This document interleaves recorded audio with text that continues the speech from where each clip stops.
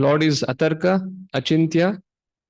Lord is present as super soul in each and every atom. And then Lord's qualities, it transcends all faults.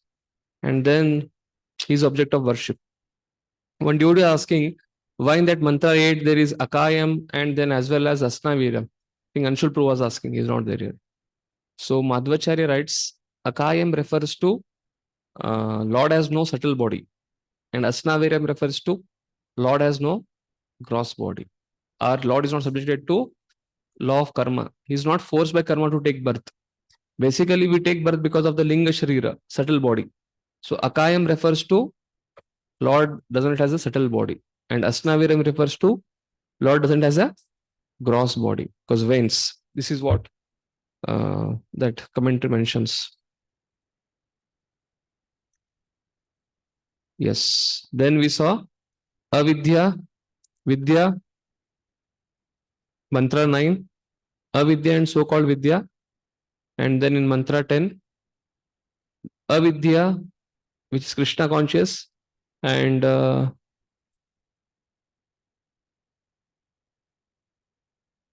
Avidya in Mantra 9, and Vidya, which is Krishna consciousness. That is what discussed in Mantra 10. Then balancing Avidya and Vidya. This we have discussed at depth day for yesterday. And yesterday we saw Sambhutim and Asambhutim. Sambhutim is impersonal. In this case, Mantra 12. Impersonal feature of the absolute truth. And Asambhutim is demigods. And what is Asambhutim and Sambhutim is Asambhutim in Mantra 13. And Sambhutim is Lord Krishna with all his abode. And in Mantra 14, Sambhutim refers to Lord Krishna, his paraphernalia, his omnipotency basically, spiritual world, his tadiya, everything. And Vinashanam refers to, in Mantra 14, the paraphernalia and material things, names, forms, past tense, the material life, material abode. So by knowing them side by side, one can transcend death. So now, in Mantra 15 and 16,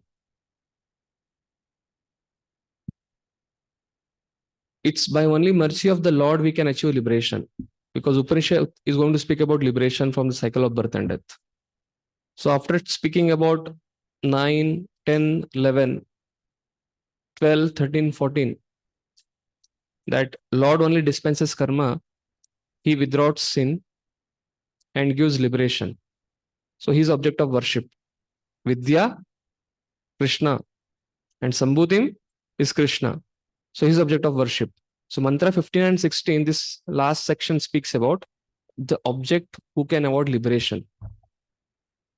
Who can award liberation? Lord Vishnu. Or Krishna only can award liberation.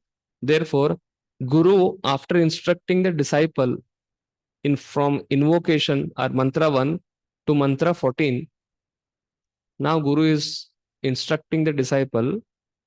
He stopped his instruction. My instructions are this much. But if you really want to transcend birth, old age, disease, and death, you need to take shelter of whom? Lord Hari, in a prayerful attitude. So till Mantra 14, these are the instructions of a Guru to the disciple. But from Mantra 15, 16, 17, 18, these are the prayers erupting from the Guru, telling the disciple that ultimately you have to take shelter of the Supreme Lord. And we are all dependent on his grace.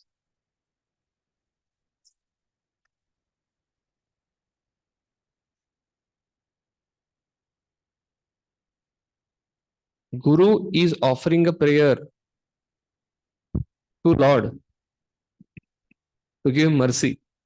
And that is showing how to pray to the disciple. So he's not praying to disciple. He's praying to Lord and teaching disciple that ultimately if you want to achieve liberation or you want to become mukta, you have to depend on Lord's grace.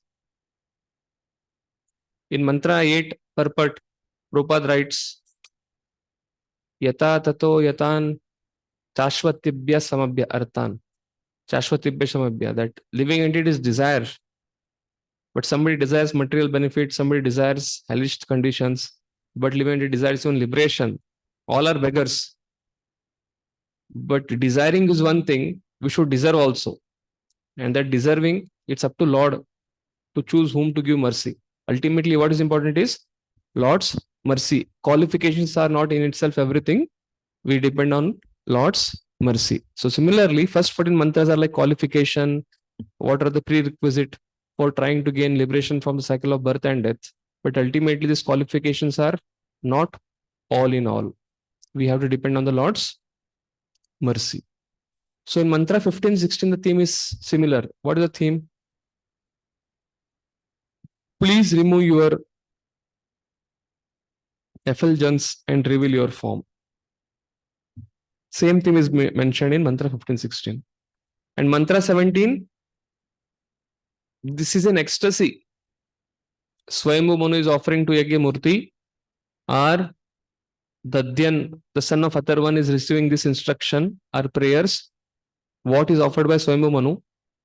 Again, these are eternal players. It is being instructed by Atharvan to his son Dadyan. So two things are mentioned. One thing is mentioned by Baldev Vidyabhushan that Atharvana Rishi is instructing his disciple Dadyan. This present format. And this comes in Bhagavatam. Madhvacharya is trying to give in his commentary that Swayambhu Manu is offering these prayers to Yagya. Okay. So, if you remember, see these prayers, please remember all my service. Lord doesn't need any remembrance, or we don't have to make him remember that, or please remember my service. He doesn't need any follow-up reminder. But still, this is being made because it is in ecstasy. The devotee in ecstasy is trying to, as you more and more you become humble, more and more you become advanced. The tree which has a lot of fruits, it bends. So like Bhaktivinoda Thakur telling, Amara Jivana Sada Papirata. So more and more we become little bit small, black, iota in the heart becomes like big thing. But to the degree we are not advanced, we don't see any fault in ourselves, but we see a lot of faults outside. So that is vice versa. So he is reminder to the Lord that please remember all my service is in ecstasy. It's almost at the end of his life. Actually, this you can see the section of Yagya Murti being offered prayer by Swayambhu Manu, who is at the brink of his death and is offering these Isha Upanishad prayers. So he is offering an ultimate surrender in ecstasy to Yagya Murti that please remember all my service. And then after that, Swayambhu Manu takes off from his duty. Yagya Murti takes over the charge of the administration. And please destroy all my sins. So these both prayers are in ecstasy. Devotee is actually free of all sins, but at that stage, he thinks that he has done many sinful activities, or he has done many things which are not supposed to be done. So this we should see from the point of view of he's being offering this prayer in terms of ecstasy. Yes, Prabhu. If we see prayers in the Bhagavatam, generally no devotee prays for removing sins. It's like against the principle of pure devotional service. Yes. And therefore I'm telling this purport. So you should not take it as that it is against pure devotional principle, but it is being offered in terms of ecstasy. These are also prayer like Bhaktivinoda Thakur, Amara Jivana Sada Papirat. So he's not praying to the Lord, ki remove my sins. He's telling, I am fallen. So that is like a symptom of. When we are telling fallen, that means if you're really feeling that I'm fallen, so will you not pray to the Lord that I'm so fallen, my dear Lord, your grace is the only thing which I need. I'm completely dependent on your grace. Yes. Gopinath Mama Nivedana Suno. The whole prayer, if you see, it's about I have no other shelter than you. When a devotee is offering this prayer like this, the another way of understanding this is he's telling, I have no other shelter than you. Only you can deliver me. Not my practice, not my Brahmanatva, not my Yama Niyama, nothing. I'm not eligible. But it's not that he's not trying to follow it. He's following very strictly. But this 17 and 18, 15, 16, 17, 18 is highlighting Lord's grace.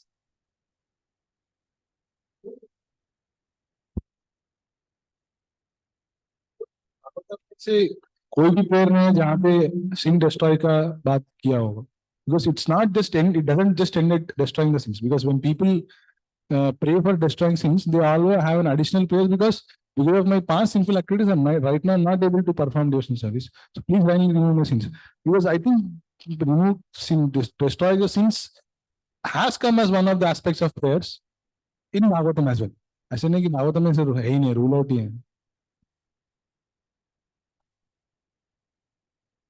Yeah, I'm sure. Prayer, na? Therefore, I'm telling these prayers which are being offered, this may appear to be like little materialistic, but they are not materialistic. It is offered in ecstasy. That is what Acharyas say. And even in Bhagavatam also, like Prahlad is telling, I am not a Sura, na Suragana, I am neither any of the Brahmanas, I am Asura. What qualification I have to offer this prayer? So he's showing his lowly condition. So here also this Manu is trying to show his condition, which is apparently not lowly, but in ecstasy, he is feeling that he is lowly. Or another way, he is completely dependent on the Lord's grace. And if you go to Prabhupada purports, it will become more clear. So this section will try to complete today. Let's see how much we'll cover. It's already 11. We'll go till 145. Hare Krishna. Suraj Prabhu, Shubham Prabhu, Prashant Prabhu. I think Prashant Prabhu is in Yatra.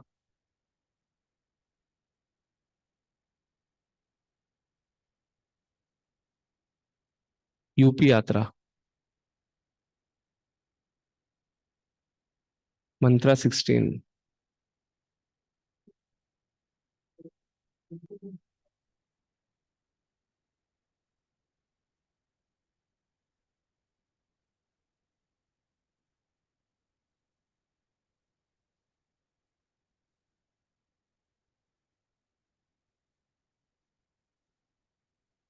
हिरण्मयेन पात्रेण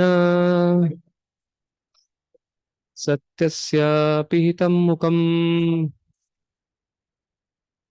तत्त्वं पूषणपावृण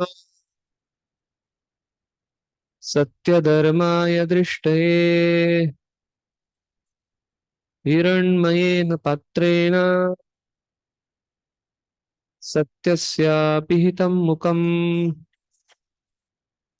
तत्त्वं पूषणपावृण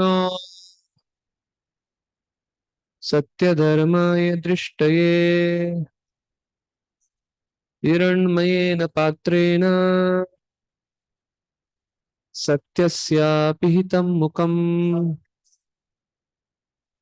तत्त्वं पूषणपावृण सत्यधर्माय दृष्टये. Yes.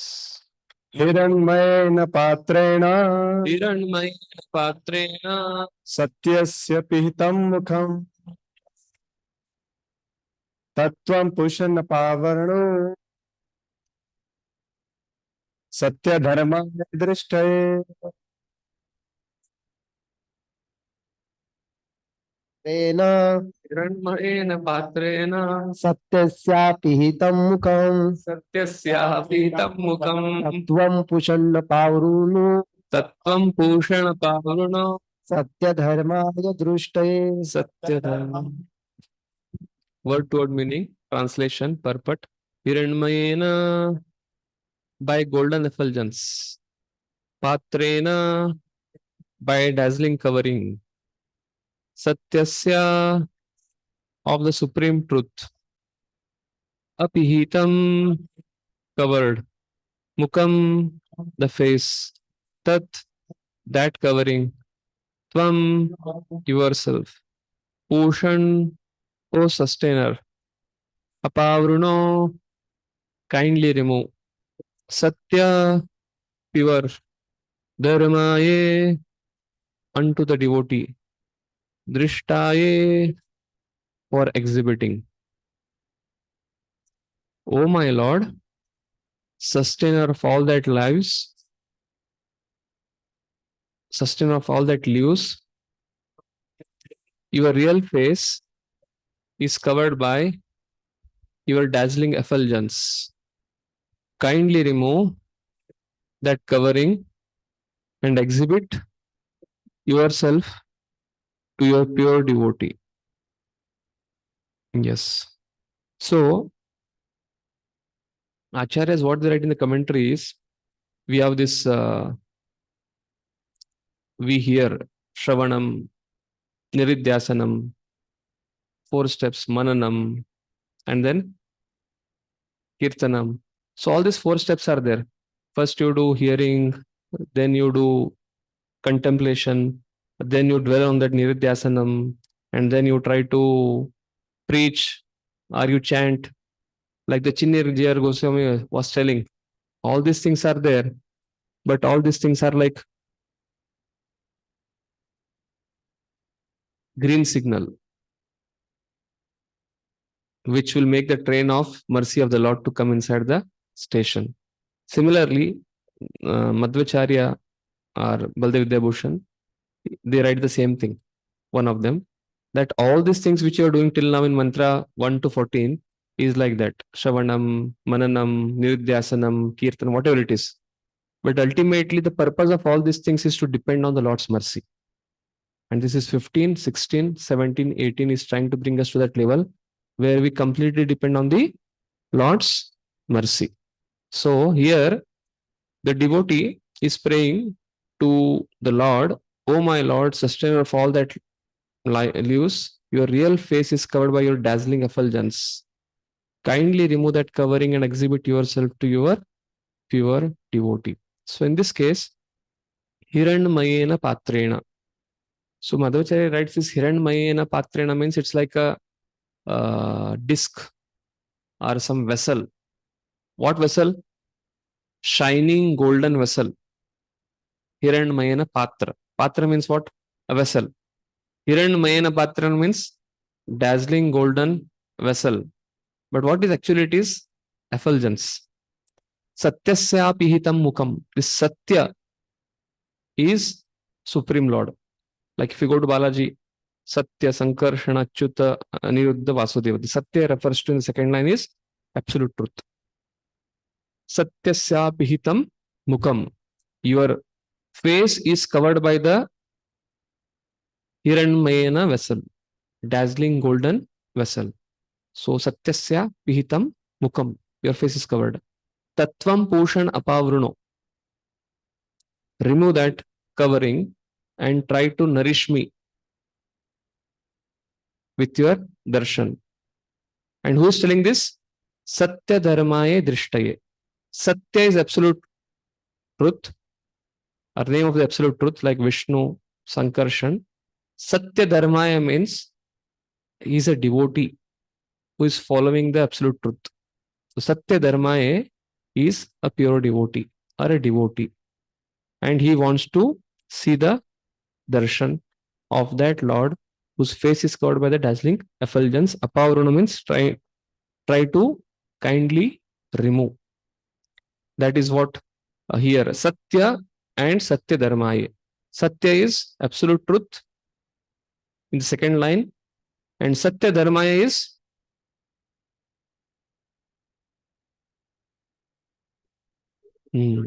this is important in this section. Hiranmayena Patrena Apavruno Satya Dharmaye Drishtaye.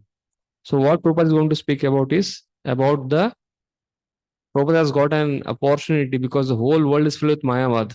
And here he has got a verse from Shruti Mantra which is speaking that remove the dazzling effulgence. So Prabhupada brings the dazzling effulgence. And now he's going to speak about Brahman, Paramatma, Bhagavan, and Bhagavan is the root of all Brahman and Paramatma. This is the theme of the purport. And he's going to. This is the main 8th point. You have to quote this verse, translation, and many points from this purport for your OBA.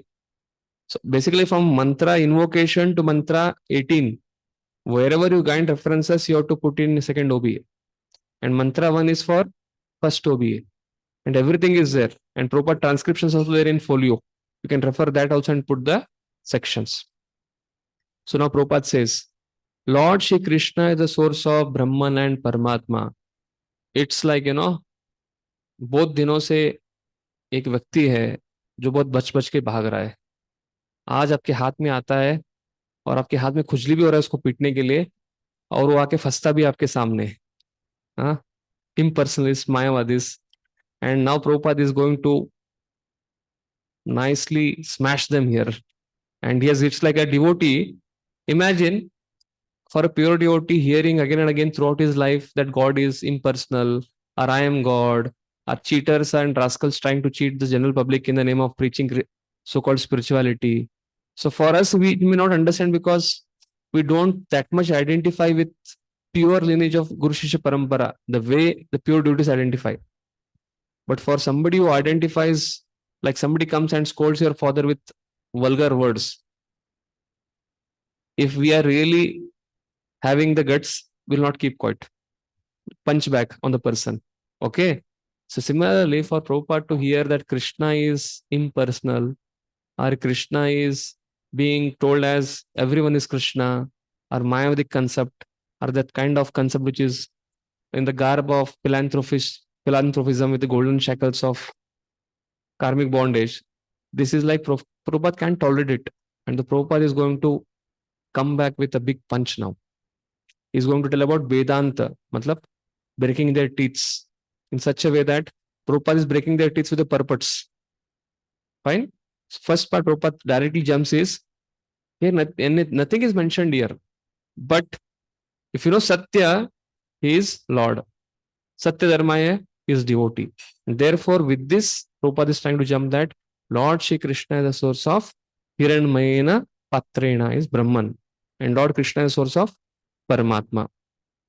Prabhupada quotes 14.27, Brahmanu hi Pratishtanam. Then goes down, Pushan.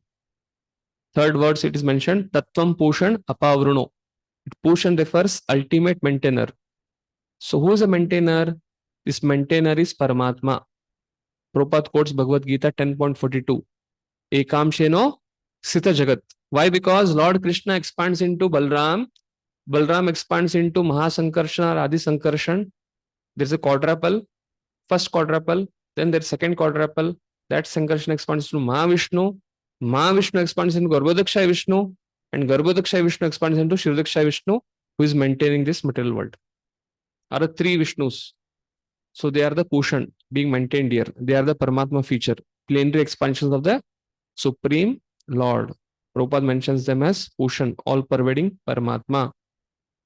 And Prabhupada brings back again. So Lord is maintainer, but he maintains not only the material world, he maintains also the spiritual world. And he comes to the material world to attract the Jivatmas to the spiritual world, where he is eternally enjoying his loving pastimes. The spiritual world. And then he speaks about the Paramatma feature of the Lord.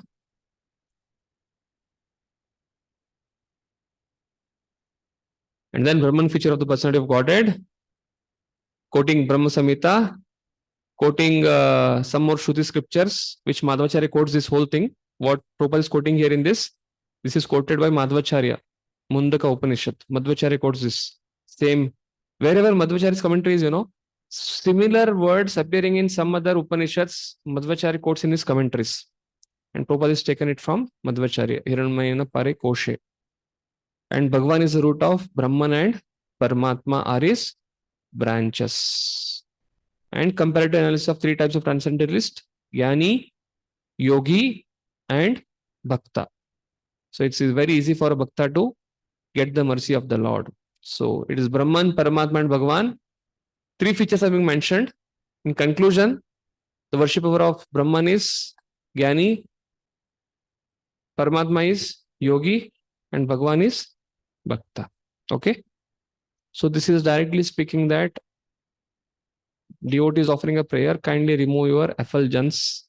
Behind the Brahman effulgence is a spiritual world, and in that world you're sitting in a form of a person, and you are our maintainer. Nityo Nityanam Chetanas Chitananam Eko Bahunam. You are one. Satya Dharmaye Drishtaye. So Pushan is referring to the maintenance potency of the Lord. So you are a nourisher, you are a maintainer, but you maintain the material world. So similarly, maintain me also. So let's start the purport quickly.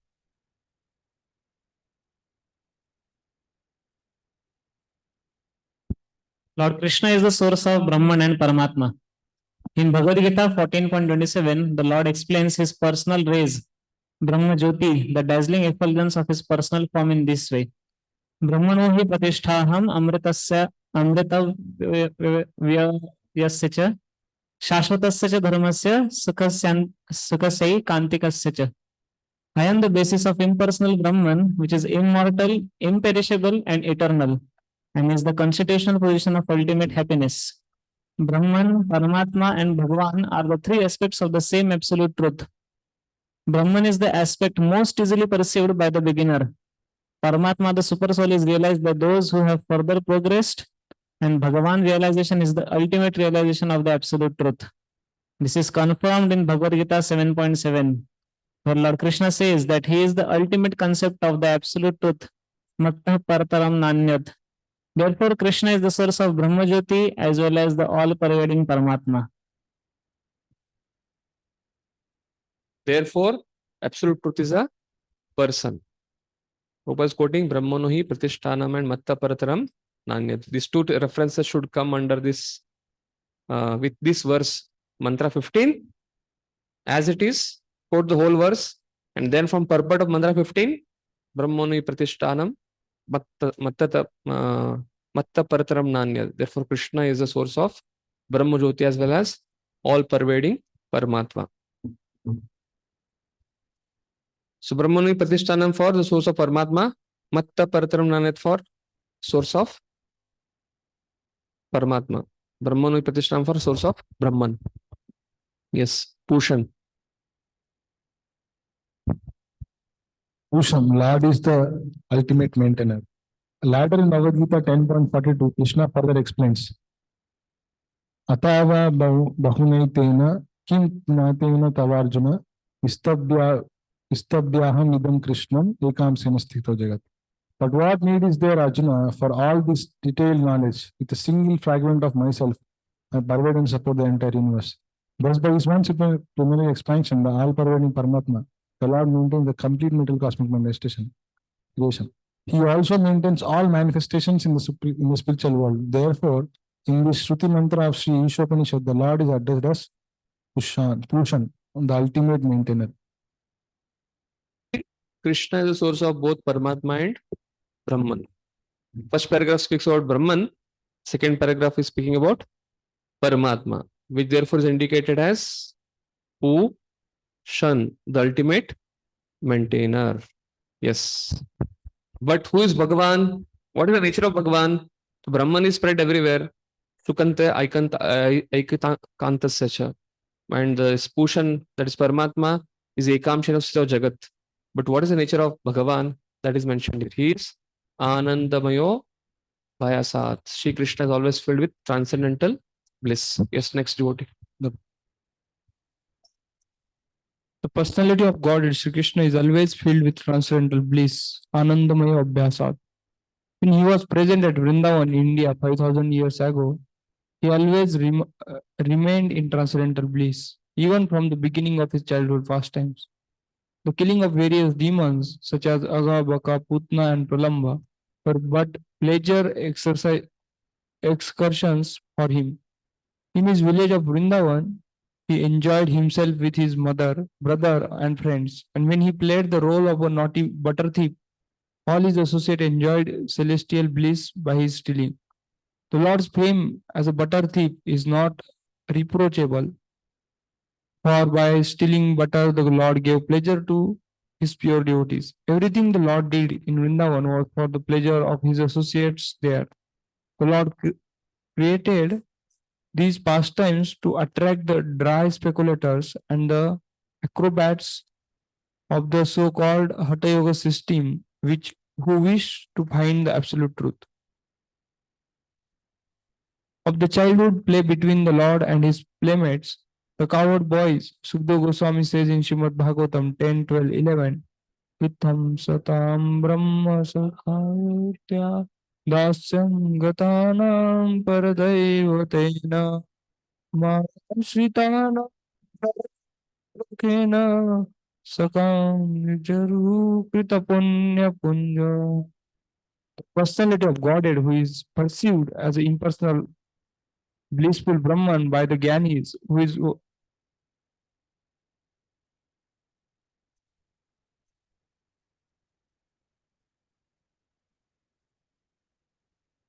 is worshipped as the Supreme Lord by devotees in the mood of servitorship, and who is considered an ordinary human being by mundane people, played with the cowherd boys who had attained their position after accumulating many pious activities. Thus, the Lord is always engaged in transcendental loving activities with his spiritual associates in the various relationship of Shanta, neutrality, Dasya, servitorship, Sakya, friendship, Vatsalya, parental affection, and Madhurya, conjugal love. So Prabhupada has quoted 3 verses till now in the purport. Brahmano hi pratishtanam sukasya aikantikasya for Brahman. That Krishna is the source of that Brahman, which is sukasya aikantikasya. And ekamseno situ jagat, telling that this Paramatma feature, the Kshirodakshay Vishnu or Garbhodakshay Vishnu, is only a fragment of the Lord. He is Amsha. And he is maintaining the whole material world. So therefore is Pushan. Now Prabhupada is quoting what is the feature of Bhagavan. Bhagavan is different from Brahman. In one sense, is same Brahman, Brahmeti, Paramatmeti, Bhagavaniti Shabdate, but it's Sat, this is Chit, but this is full of Ananda. Anandamayo Bhasat. He's performing different pastimes. And what shloka Prabhupada is quoting? That shloka which is involving that Supreme Lord is the source of Brahman. Ittam Satam Brahma Sukhanubhutya. Those people who are aspiring for Brahma Sukh, that is there in this personality, because he is the source of that Brahman. And Dasyam Gatanam Paradaivatena, and he is the supreme personality of Godhead for those who want to be in that mood. Maya Shritanam Naradharakena, but materialist, they think him to be a normal person, but don't misidentify him. He is Anandamaya Bhatsat, Bhagavan himself.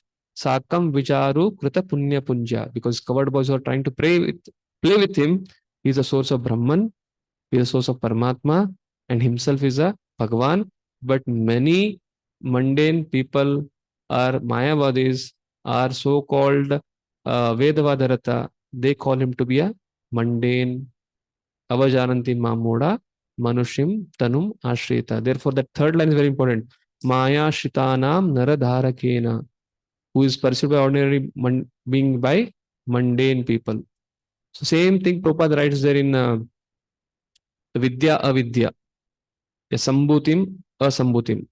First mantra 12. Yesterday we saw that demigods, either the demigods nor the great sages, can understand supreme personality of Godhead, because they are the part of his creation.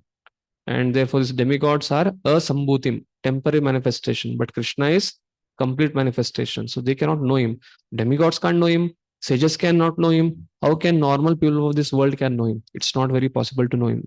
What kind of shlokas Prabhupada is quoting to substantiate this mantra? Hiranmayena patrena satyasya pita mukam, quoting all three features and quoting mantra in such a way that fits in all three features and makes Krishna to be the source of both Brahman and Paramatma. This is a uniqueness which we can relish in Prabhupada purports. And it's not that Prabhupada is writing these purports, Krishna is dictating him, but Prabhupada's purports has many parts of Baldev Vidyabhushan's commentary and many other acharyas' commentary. Because this thing which will come in future, he has taken many things from Madhvacharya, Ramanujacharya, Baldev Vidyabhushan, and he's taking Sridhar Swami majorly. So Prabhupada is taking from all these acharyas. And only when we go to the commentaries, we'll understand that Prabhupada is taken from here. Otherwise, even if we don't read that, Prabhupada purports have many things which is needed for our nourishment. Yes, next. Paramatma feature. Now, after finishing that Krishna is also Brahman, Krishna is also Paramatma, and Krishna is Bhagavan, and explaining the features of Brahman, Paramatma, and Bhagavan. Now, Prabhupada is coming on the Pushan aspect again.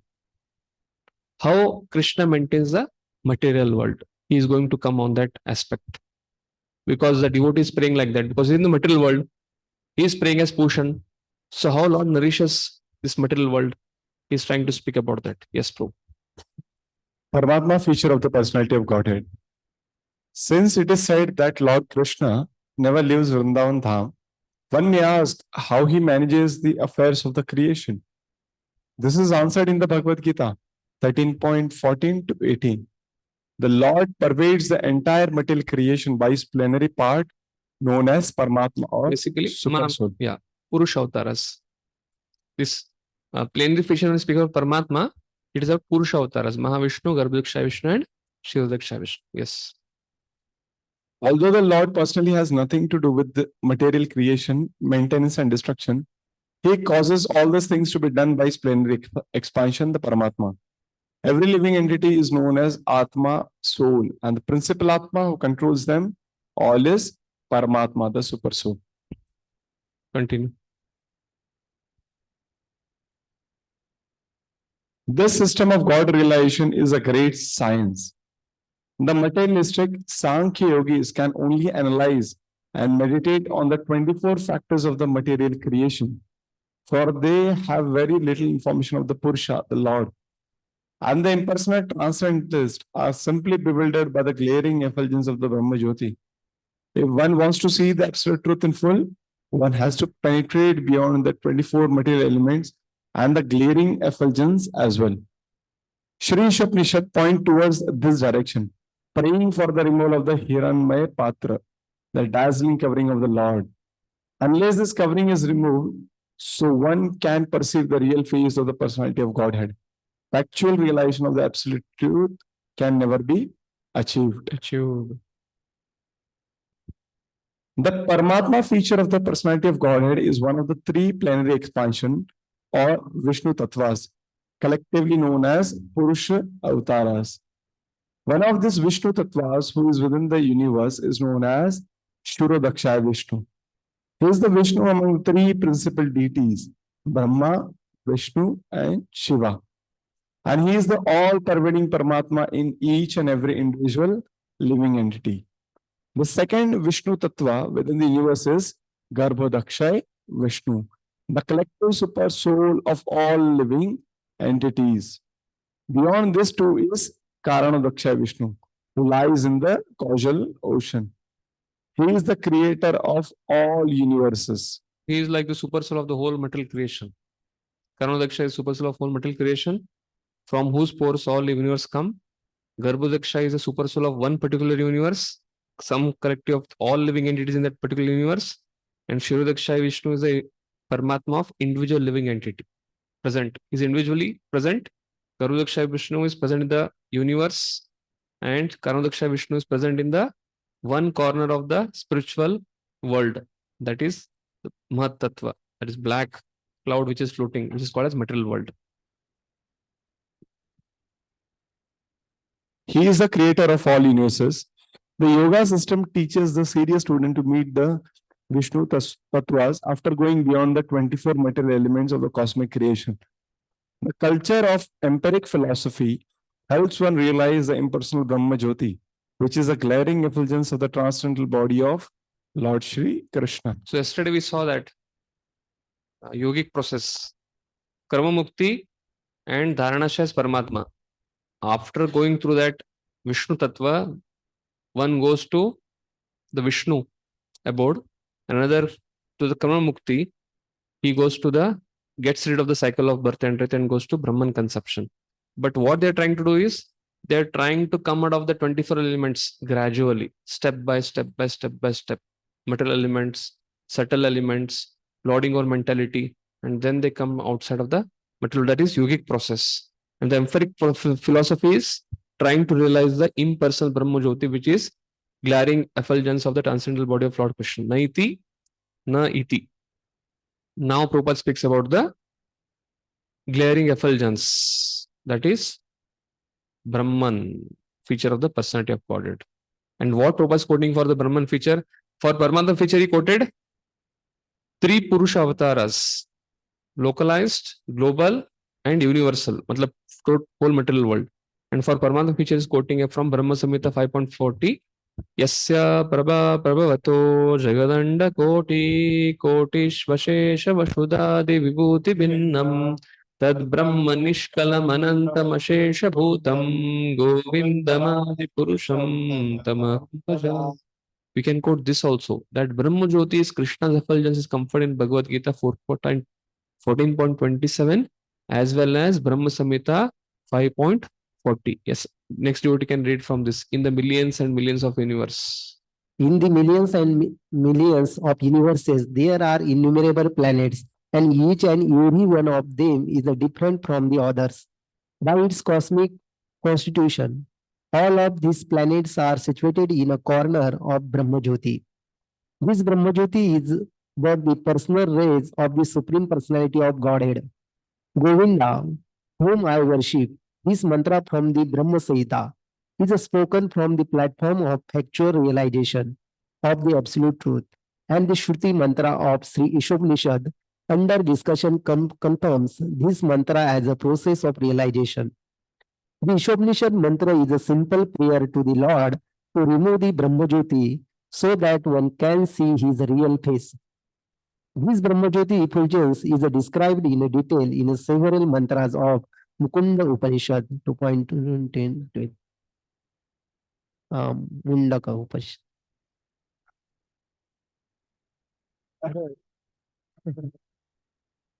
Mundak.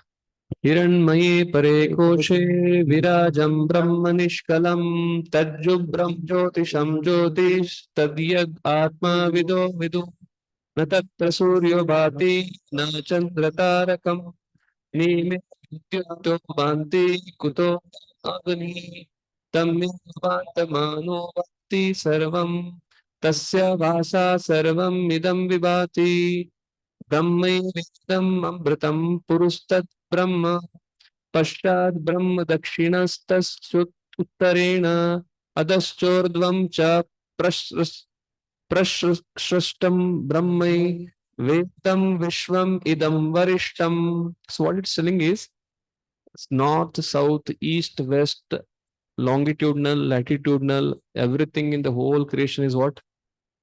Brahman. So the same thing comes in Chatushloki of Bhagavatam, where Brahma says that you are the horizontal and vertical thread of everything. Same thing. That Lord is spread everywhere. Aham eva asam eva sagre.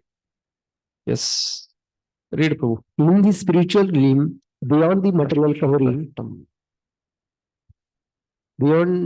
covering, is the unlimited Brahman effulgence, which is free from material contamination. That effulgent white light is understood by transcendentalists to be the light of all lights. In that realm, there is no need of sunshine, moonshine, fire, or electricity for illumination. Indeed, whatever illuminations appears in the material world is only a reflection of that supreme illuminations. That Brahman is in front and in back, in the north, south, east, and west, and also overhead and below. In other words, that supreme Brahman effulgence spreads throughout both the material and spiritual skies. Perfect knowledge means So Prabhupada explained about, described about Brahman, Paramatma, Bhagavan, quoted shlokas for them, then quoted about the three Paramatmas, and is quoted about how Brahman is also the effulgence of the Lord from Brahma Samhita and a Shruti, Mundaka Upanishad mantra. And now he is concluding this Brahman and this Paramatma are the branches of a tree. But the root of the tree is Bhagavan. Yes. Bhagwan is the root and Brahman and Paramatma are his branches. Perfect knowledge means knowing Krishna as the root of this Brahman effulgence. This knowledge can be gained from such scriptures as Srimad Bhagavatam, which perfectly elaborates the science of Krishna. In Srimad Bhagavatam, the author Srila Vyasdev has established that one will describe the supreme truth as Brahman, Paramatma or Bhagavan according to one's realization of him. Srila Vyasdev never states that the supreme truth is Jiva, an ordinary living entity. The living entity should never be considered the all-powerful supreme truth. If he were the supreme, he would not need to pray to the Lord to remove his dazzling cover so that the living entity could see his real face. Yeah, Prabhupada is repeating Mayavad here. Impersonalism. Yes. The conclusion is that one who has no knowledge of the potencies of the supreme truth will realize the impersonal Brahman. Similarly, when one realizes the material potencies of the Lord but has little or no information of the spiritual potencies, he attains Paramatma realization. Thus, both Brahman and Paramatma realization of the absolute truth are partial realizations. However, when one realizes the Supreme Personality of Godhead, Sri Krishna, in full potency, after the removal of the Hiranmaya Patra, one realizes Vasudeva Sarvamiti. Lord Sri Krishna, who is known as Vasudeva, is everything, Brahman, Paramatma and Bhagwan. He is Bhagwan, the root, and Brahman and Paramatma are his branches. Yes. Continue. Comparative analysis of the three types of transcendentalists. In the Bhagavad Gita 6.46 to 6.47, there is a comparative analysis of the three types of transcendentalists. The worshippers of the impersonal Brahman, Jnanis, the worshippers of the Paramatma feature, Yogis, and the devotees of Lord Sri Krishna, Bhaktas. It is stated there that the Jnanis, those who have cultivated Vedic knowledge, are better than ordinary fruity workers, that the Yogis are still greater than the Jnanis, and that among all yogis, those who constantly serve the Lord with all their energies are the topmost. In summary, a philosopher is better than a laboring man. Karmi.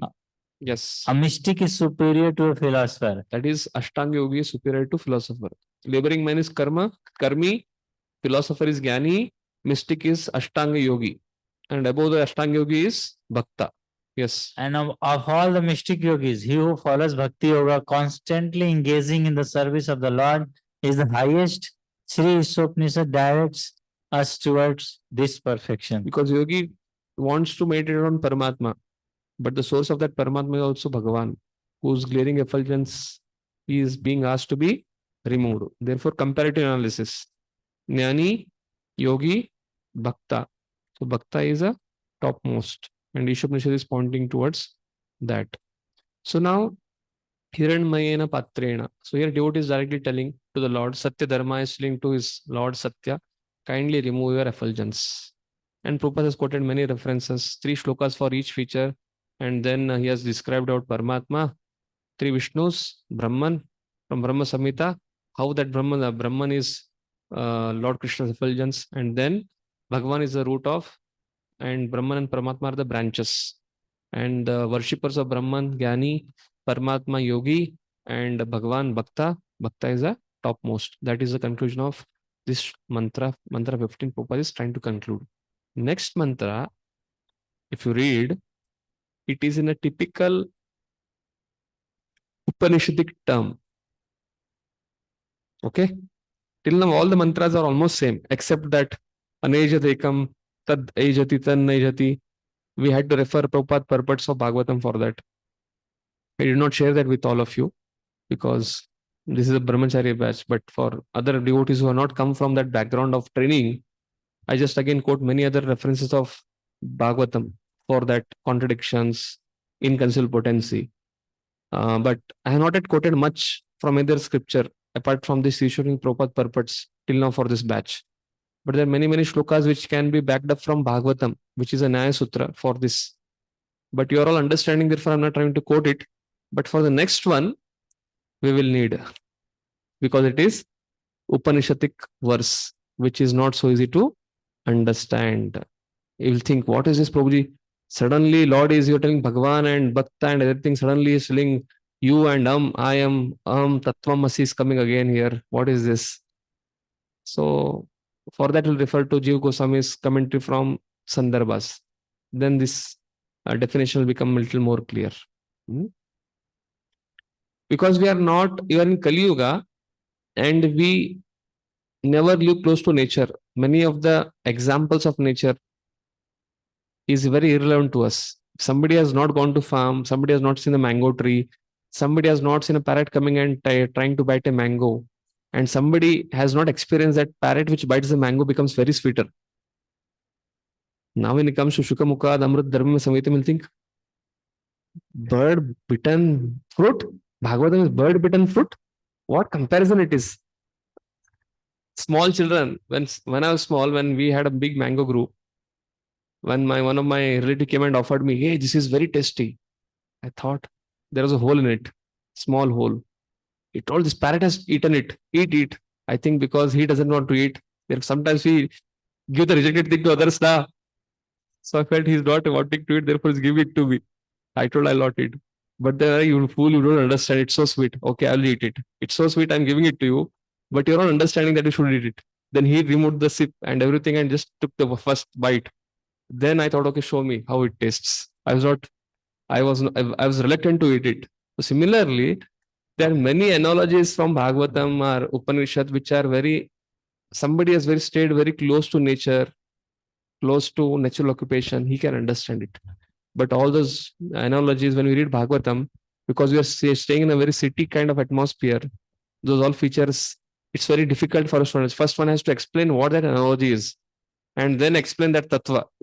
But actually, the acharyas during that time used to explain that because that analogy was common for the common man, they quote that analogy and explain the tattva. But now, first you have to explain the analogy and the connection of the tattva, right? So in that way it becomes double. And therefore, what is shown as ahag sutta kshetra sutapta vitte janas samohoham aham mameti. So there that bandushu, other animals, pashu, bandusu, all those things. For pashu, modern man software engineer, what is this pashu? We have only dogs and cats.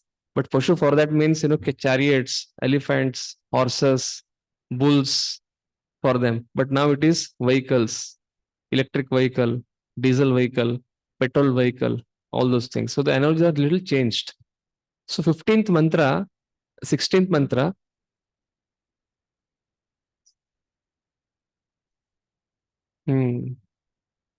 Previous time people knew Chatak bird because people were depending on the rains. And when Chatak bird used to come and give that noise, you'll understand now the Swati rain is going to come.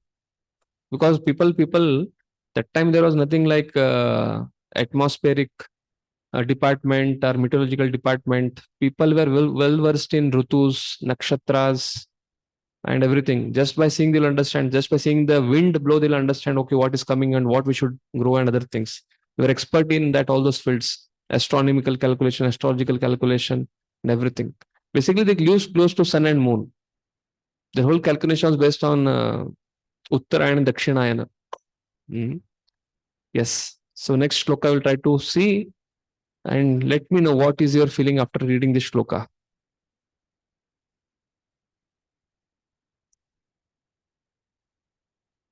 पूषण्येकार्षे यमसूर्य प्रजापत्या व्यूयरस्मिन् समूह तेजो यत्ते रूपम् कल्याणतमम् तत्ते पश्यामि यो असौ पुरुष सो अहम् अस्मि पूषण्येकार्षे यमसूर्य प्रजापत्या व्यूयरस्मिन् समूह तेजो यत्ते रूपम् कल्याणतमम् तत्ते पश्यामि यो असौ पुरुषो सोऽहम् अस्मि पूषण्येकर्ष यमसूर्य प्रजापत्या व्यूयरस्मिन् समूह ते रूपं कल्याणतमम् तत्ते पश्यामि योऽसौ असौ पुरुषो अहम् अस्मि. Third one is in terms of the section. Pushan Ekarshe Yamasurya Prajapatya. This I'm going to just go with because this is in the Jagatiyar meter, different meter, recitation will be difficult for you. So we'll directly go to the word to word meaning and translation. Before word to word meaning, I'm just trying to explain this Pushana we saw from the previous verse. Paramatma, ultimate beneficiary, ultimate maintainer. Ekarshe, primeval thinker, or the oldest thinker, or the oldest rishi, or philosopher. Ekarshe is like the first philosopher or the first cognizant person in the whole material world and creation, spiritual world. Yama, this is not Yamaraj here. He is a Dharma. Satya Dharmaya Drishtaya. Satya, and the devotee is called Satya Dharmaya, and that regulating principle, regulator. Our Lord is a regulator. Spiritual world, he regulates. Material world, he regulates. Spiritual world by love, material world by punishment or force. He's a regulator. He's a Yama means regulating principle. Surya, here Surya doesn't refer to sun lord. Surya here refers to the destination of devotees. Our devotees are also known in Sanskrit as Suris. The destination of Suris. Destination of destination of destination of devotees are called as Suris. The destination of Suris is known as Surya. Okay, now all of you are here, na? If you miss this section, I'm trying to explain because this is a little tricky. Therefore, I'm trying to tell this word. Then we'll go to word meaning. Pushan, ultimate mentor. Ekarshe, primal philosopher. Yama, regulative principle. Surya, the destination of the Suris are the devotees. Prajapatya, he is a well-wisher of the Prajapatis. Basically, this first one word, Pushan, Ekarshe, Yama, Surya, Prajapatya, refers to Supreme Lord. There are different names of Supreme Lord in connection to his task. Pushan for maintaining the material world. Ekarsha because giving that Vedic knowledge. Yama means regulating principle, establishing dharma. Surya means because those who perfect and they come back home back to Godhead. He is the destination of the Suris. Prajapatya means those who are trying to increase the progeny so that the living entities can purify their heart in the material world and come back to Godhead. Prajapatya. That is the first line. Vieweres means samuha. Again the same thing. Remove the rays.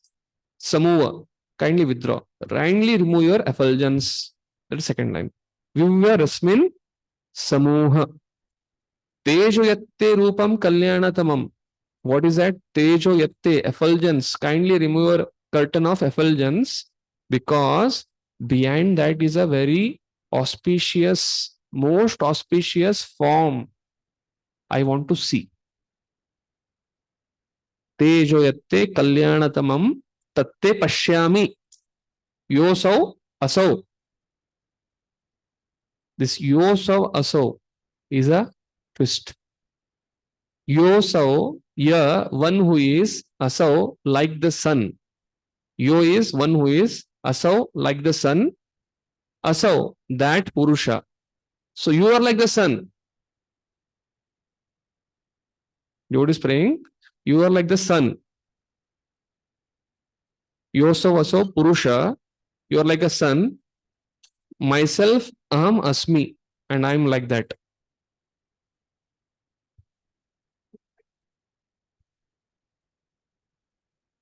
So what it is, we'll go to word meaning and translation. Pushan, O maintainer. Ekarshe, the primal philosopher. Loudly, all of you, those feeling sleepy also loudly recite. Yama, the regulative principle. Surya, the destination of the Suris. Great devotees. Prajapatya, the well-wisher of the Prajapatis, progenitors of mankind. Vyuha, kindly remove. Rashmin, the rays. Kalyanatamam, the most auspicious. Tat, that. Te, your. Pashyami, I may see. Ya, one who is. Aso, like the sun. Aso, that Who is that like the sun? Purusha. Purusha, personality of Godhead. So personality of Godhead is like that sun. Yes? And then what next? So myself. Aham, I. Asmi, yam. Translation. Recite translation consciously. You will understand what is the this translation. O my Lord, O primeval law philosopher, maintainer of the universe, O regulating principle, destination of the pure devotees,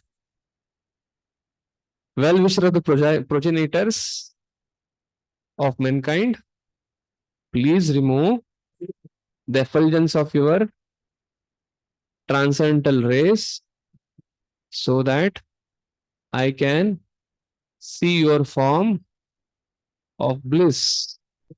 You are the eternal supreme personality of Godhead, like unto the sun as I am.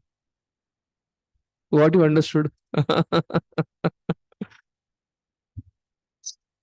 Prabhuji, this is as am I. Why they are using here? Like unto the sun is okay. As am I means Lord is like similar like me. Just na?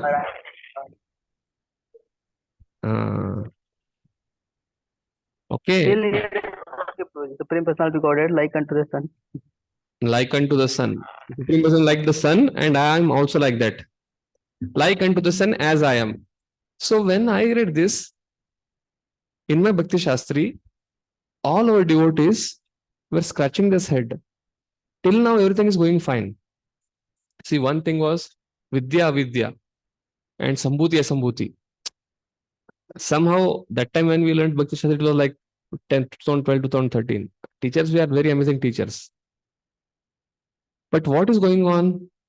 Most of us were like, Ishwaprishad means like, mug up and write the exam. And the exam were also not like small test, close book questions, 2-3 marks. It was like, explain the flow of mantra 3. That time, Kanpur temple opening was also there. Sort of 40-45 devotees, 25 devotees had to go to Kanpur and 25 devotees were remaining. And we were made to study in the one place. And they gave exam and they were not asked us to mix with us. From there, outside only they went, boarded the bus and went to station. And they were like, their faces were like, no, it was very easy. Out of 50, everyone got 48, 47, 46. They thought Isham is also like that only, small book. When they saw the paper, then we got to know when we started writing the exam, write the overview of Ishopanishad, write the flow of mantra 1, write the flow of mantra 3, write the flow of mantra 9, 10, 11, and conclusion. And then write the flow of prayers 15, 16, 17, 18. Now, you ask one liner, close book questions which are there in the question bank, you can easily write. Analogies you can easily write. You write the flow. We somehow, it was taught very nicely, but that time we could not understand it, what is going on, where it is going on, what is Vidya, what is Avidya. कुछ समझ में नहीं आ रहा था हमको, पहली बार से पढ़ रहे थे. पता नहीं आपको सबको कितना समझ में आ रहा है, लेकिन हमको तो कुछ समझ में नहीं आया था. तो इसलिए उसको पढ़ाने के बाद समझ में आ गई ये ऐसे चल रहा है, which I am trying to tell to you. So now when I read this shloka, as usual, ठीक है, कुछ तो है यहाँ पे, कुछ तो श्रुति है ना, कुछ तो स्मृति का कुछ तो एजोटेरिक रहेगा बोल के उसको हमने बंद करके पढ़ लिया. You are the eternal supreme person of Godhead, like unto the sun as I am, what it is. So when then the acharyas came to rescue. Prabhupada is taken from acharyas. Prabhupada knows it because he has written it. And we don't know acharyas because acharyas come to rescue when Prabhupada is trying to tell it. Because the devotees are teaching, they may know it. But what as students we are understanding, where is the gap, whether what to ask, what not to ask. So then, like Vidya, Avidya, Sambhutim, Asambhutim, you understood, na? That different, everything is different in different text context. Similarly, for this, Jiva Goswami quotes analogy and Sandarbha, Bhakti Sandarbha, Tattva Sandarbha, not Bhakti Sandarbha, Tattva. That speaks of Tattva. In that analogy, he quotes, Supreme Personality of Godhead Krishna is like a sun. Is like a sun.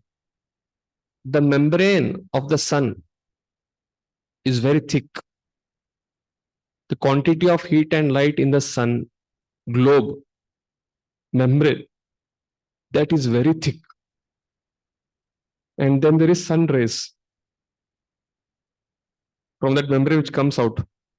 And the sun comes to the material world. Now it is everything, it was dark. After 7 o'clock, this will become dark. But again, morning 6, 7 o'clock, the sun rays will come here inside. Correct? In a vessel or anything of this material world, in a dark cave or something like that. 3 things.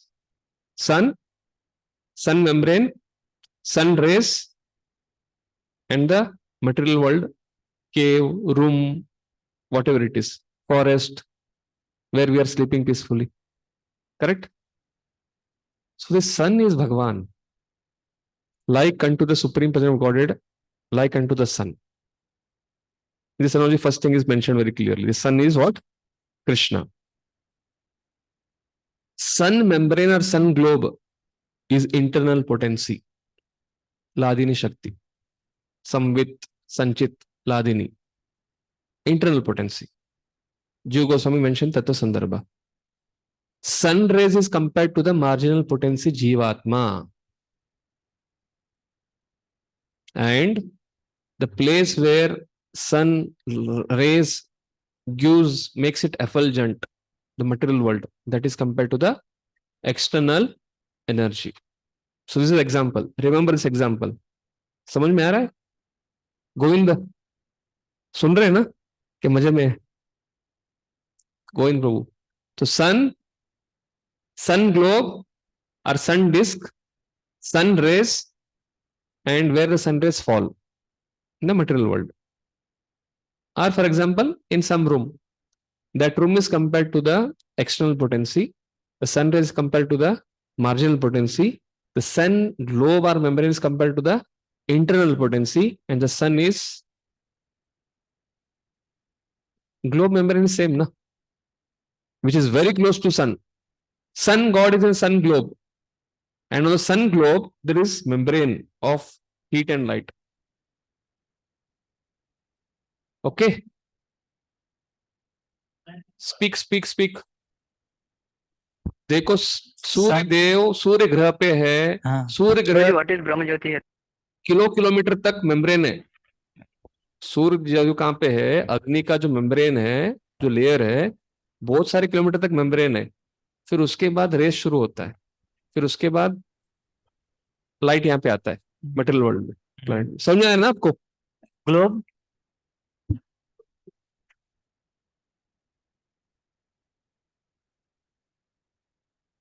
आपको बोलने से समझ में नहीं आएगा, आपको drawing करता. एक ग्लोब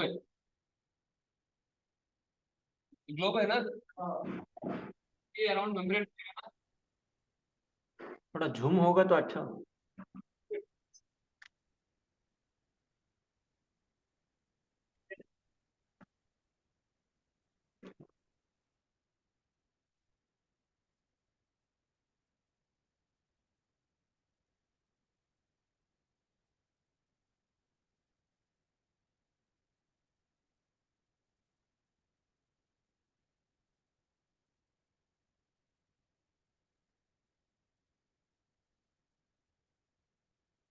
अभी समझ में आया? सन ग्लोब, सन मेम्ब्रेन. जो ग्लोब रहेगा उसके अंदर मेम्ब्रेन नहीं रहेगा, उसके बाहर मेम्ब्रेन रहेगा. समझ में आया ना? So this sun god is compare to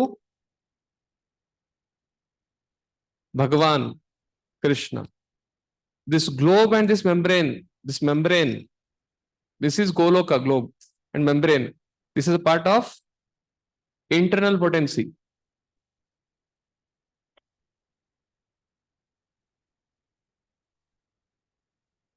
Mantra 14. Sambhutim cha vinasham cha. Sambhutim means God, Lord Krishna, his abode, his paraphernalia, his activities, his pastimes. That is this. globe, membrane where it stays. This is a part of internal potency. This sun rays. This is marginal.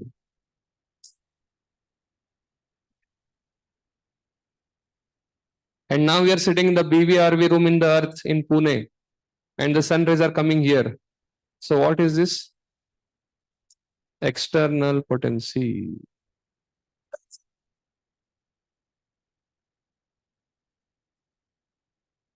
Okay. In mantra 4, we read Lord in 3 features, Lord in 3 potencies, and Lord in how his potencies work. You read this, na? Paragraph. So this is Lord in 3 features, Bhagwan feature. Lord has 3 potencies, and it is billions of subheadings. Hari bol. यहाँ पे देखिए. Billions of subheadings. What are subheadings? Internal, external, marginal. ठीक है ना? वो क्या समझेंगे वो नहीं. यहाँ पे क्या समझ रहे? क्योंकि ये अगर नहीं समझेंगे ना, फिर से मुझे वापस फिर क्वेश्चन है, क्या बताया था आपने? वो नहीं चाहता हूं मैं, क्योंकि टाइम ऑलरेडी हमारे पास कम है, और कम नहीं, ठीक ठाक कवर हो जाएगा, लेकिन ये कंसेप्ट समझिए तब जाके श्लोक समझ में आएगा. भगवान is a source of 3 types of potencies: internal, marginal, external. And according to his inconceivable potency, these potencies can work according to his will. Now, everything is one. That is what Chinnajira Swami told that day. Coconut shell, coconut, and coconut, white coconut and water, everything is one. But are they one? Everything in one, because Sun, Bhagavan Krishna is source of internal potency, marginal potency, external potency. He is a source. From that point of view, everything is one. But when it comes to Tattva, Krishna is a source. Material, he is efficient cause. And material cause is Garbhodakshaya Vishnu. Efficient cause is Bhagavan Sankarshan. And nature, under the Garbhodakshaya Vishnu, does the material creation driven by him. So from that point of view, first part, Sarva Kalod Brahman, everything is Brahman. That means Krishna's potency. This is also Krishna's potency. This is also Krishna's potency. This is also Krishna's potency.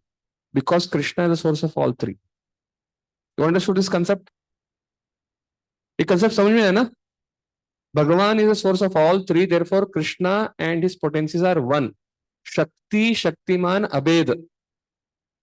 But these rays are coming from Krishna, and this is Shakti, this is Shakti, this is Shaktiman.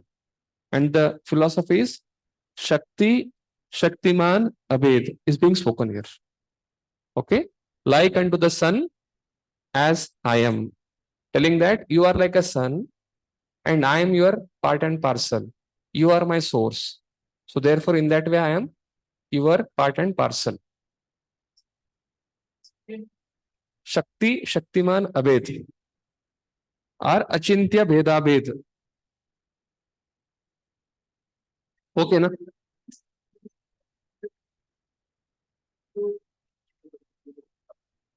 Yes. In the sense that Achintya Bheda Bhed speaks about, simultaneous oneness and difference. But Shakti Shaktiman is that Shaktiman is a source of Shakti. In that way, they are one. And he is different from Shakti. That is Bhed, Abhed. Bhed is different from Shakti. Okay. But he is a source of Shakti, therefore he is same. So Shakti Shaktiman Abhed hai na? Yes. Abhed. When last time Chinnajir Maharaj has come, he said 2 things. No, he said, question. What? When Chinnajir Swami Maharaj has come, so everything is one. You see, he said this Visishta Dvaita kaun puchita? Aap puchita. Someone has a question, no? Ki, Prabhuji could ask. Prabhuji puche the ki, Prabhuji, how do you understand? So Prabhuji said, we explained it in 2 terms. One is Shakti Shaktiman Abheda, which aap explained. And then this is Visishta Dvaita. Yes. And what we call in our terms at Chaitanya Mahaprabhu is Achintya Achintya Bhed Abhed. But what is the meaning of that Achintya Bhed Abhed? Qualitatively one, simultaneous oneness and quantitatively different. But this is from the source, it is one. Ah. But from the constitution, it is different. That is what Tattva Sandarbha Jiva Goswami quotes this. Like ocean water and drop of ocean. That is Achintya Bhed Abhed. But here, quality of the sun globe and quality of the Jivatma, fire and fire, heat and light. From that way, it is Achintya Bhed Abhed. But what Jiva Goswami quotes is that source of internal potency, source of rays, and source of external potency is Lord Himself. So in that way, it is one, but they're different because Lord is a source and they are the parts, constituents. So from that point of view, it is like unto the sun as I am. Okay. So if you understand this, then it's like Jivatma, who is there, is a part of Supreme Lord Krishna, and this analogy is being quoted here. Yes. Purport. So now what Prabhupada will bring? Prabhupada will bring that sun and its rays. Lord is compared to the sun and Jivatma is compared to the rays. And sun globe, where sun god resides, that is Goloka Vrindavana. And this sun rays, that is Brahma Jyoti effulgence. Three things: sun, sun rays. Sun is compared to Lord. Sun rays is compared to living entity. That is from Tattva Sandarbha Jiva Goswami analogy. Another thing which we see that sun globe, and sun rays, Brahman, Paramatma, Bhagavan. This is a separate analogy. Most of us are accustomed with this analogy, na? Train box, train light. Initially, you see the light, Brahman. When you see the square box, Paramatma. When you see that everybody is sitting inside with all paraphernalia, that is Bhagavan. Sun globe, sun god, sun rays. Sun rays is Brahman, sun globe is Paramatma, sun god is Bhagavan. Now, this what I am trying to explain is Jiva Goswami is quoting this tattva in Tattva Sandarbha, which is substantiating the shloka. So Prabhupada is quoting both here. Sun and sun rays. Already existing analogy which we know from Brahman, Paramatma, Bhagavan, Golok Vrindavan, and Brahma Jyoti. And Jiva Goswami's analogy, Lord and living entities. Yes, that is what Prabhupada tries to speak in the first paragraph. And then Bhagavan is again the maintainer and guide of all devotees. Pushan comes there. Ekarishe, Yama, Surya, Prajapatya. So he is like known for all these activities. And Lord Krishna in his Paramatma feature maintains the jivas in the material world. Pushan. Bhagavan is the origin of both Paramatma and Brahman. Those who know this engage at once in devotional service of the Lord. Very short purport.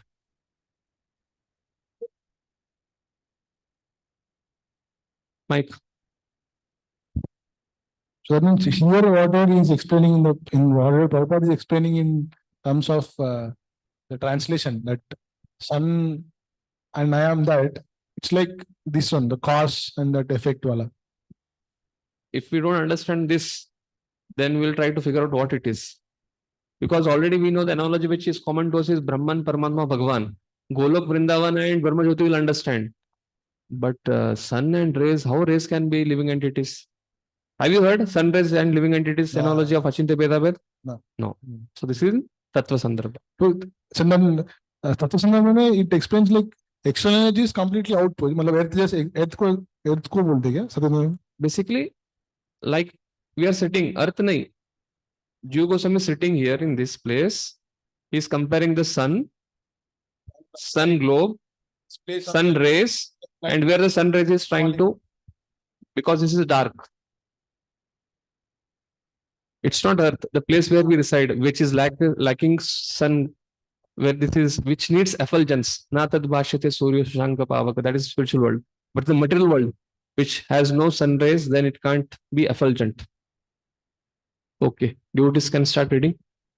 Surapati Vaman Prabhu do, Mike. Let him read. शांति से बैठे हो. देवेश मिश्रा प्रभु.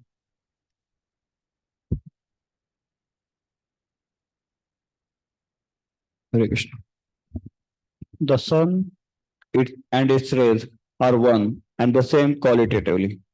Similarly, the Lord and the living entities are one and the same in quality. The sun is one, but the molecules of the sun rays are innumerable.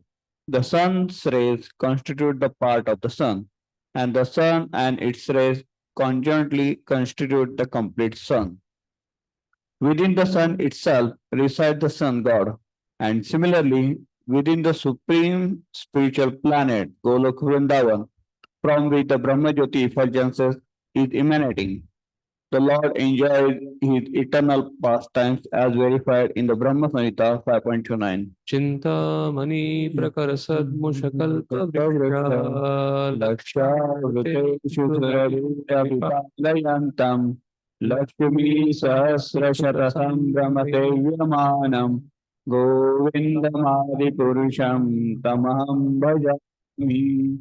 I worship the primeval Lord, the first progenitor, who is tending the cows, fulfilling all desires in abode, filled with the spiritual gems and surrounded by the millions of wish-fulfilling trees.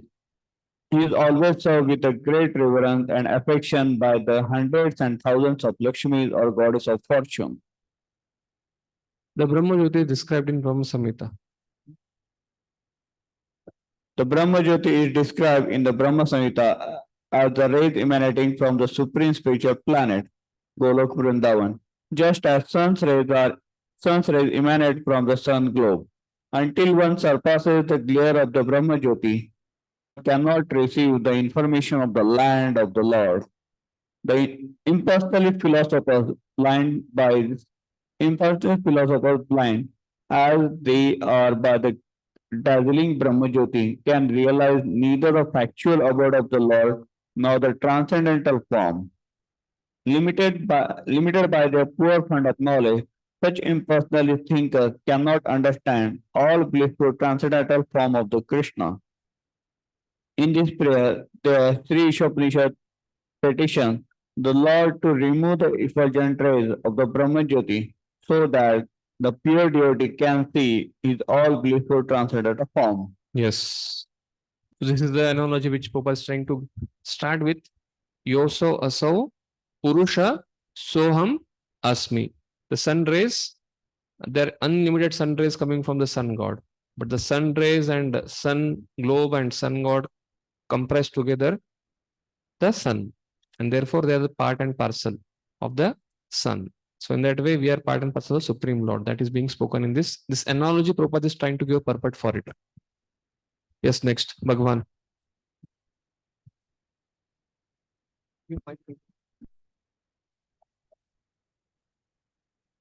What you explained here and what Prabhupada is saying, it's quite different. Prabhupada is trying to give the Achintya Veda Veda, which is ocean drop and ocean water. And what this is being explained here is of Jiva Goswami's Tattva Sandarbha. But Prabhupada is justifying with the Achintya Veda Veda philosophy only. That is also there. I quoted this because this also can understand, which also supports this.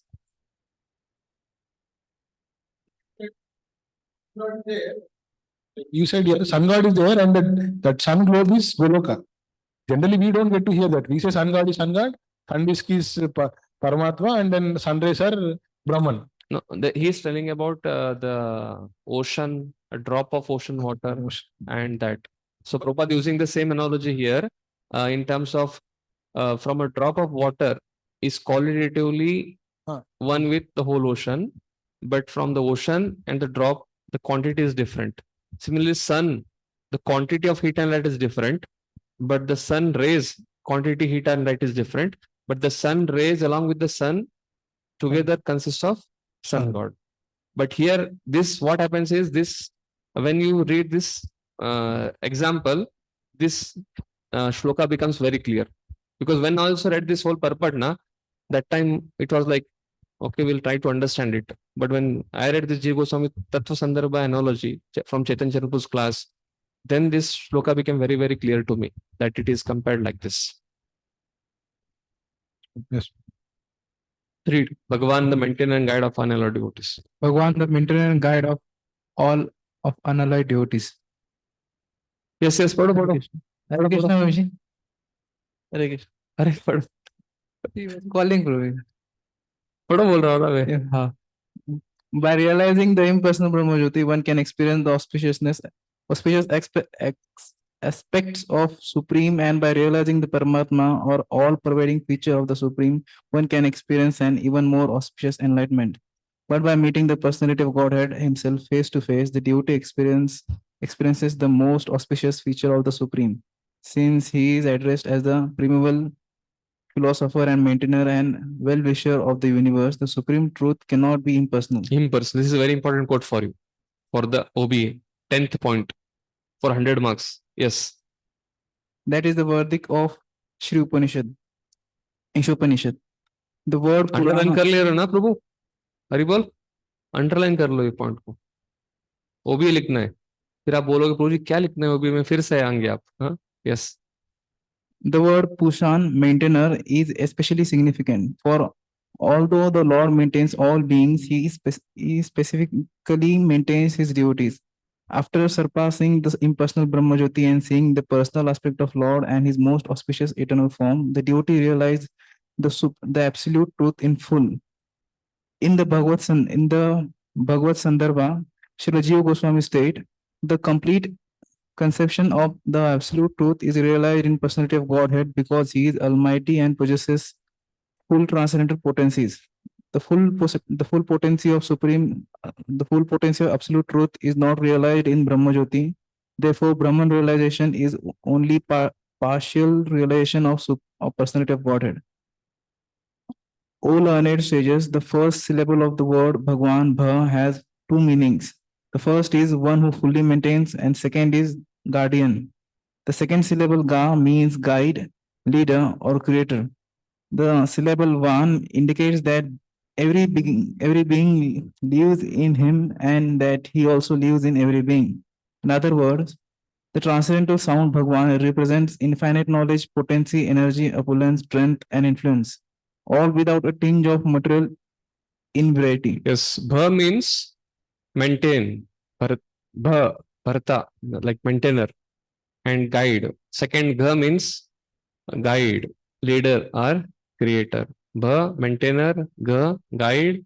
Van means who every being lives in him.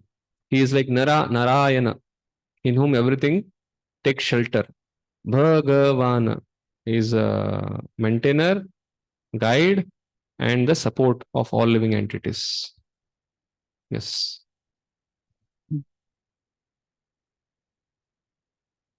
Mic ले लो. हाँ. Just I want to know how God meaning this guide, because Bha you said the Bharta means who is a maintainer. So Sanskrit word for Ga, which means guide. I'm just telling from Bha. So we'll have to go into that Bhagavad Sandarbha where Jiva Goswami is trying to explain, and some more Sanskrit words which are there. So it's Sanskrit translations of that words. One word can refer many things. Yes. Please continue from where he left. The Lord fully maintains his unalloyed उसके बाद devotees, आप ही पढ़ो. and he guides them progressively on the path towards devotional perfection. As the leader of his devotees, he ultimately awards the desired result of devotional service by giving himself to them. The devotees of the Lord see the Lord eye to eye by his causeless mercy.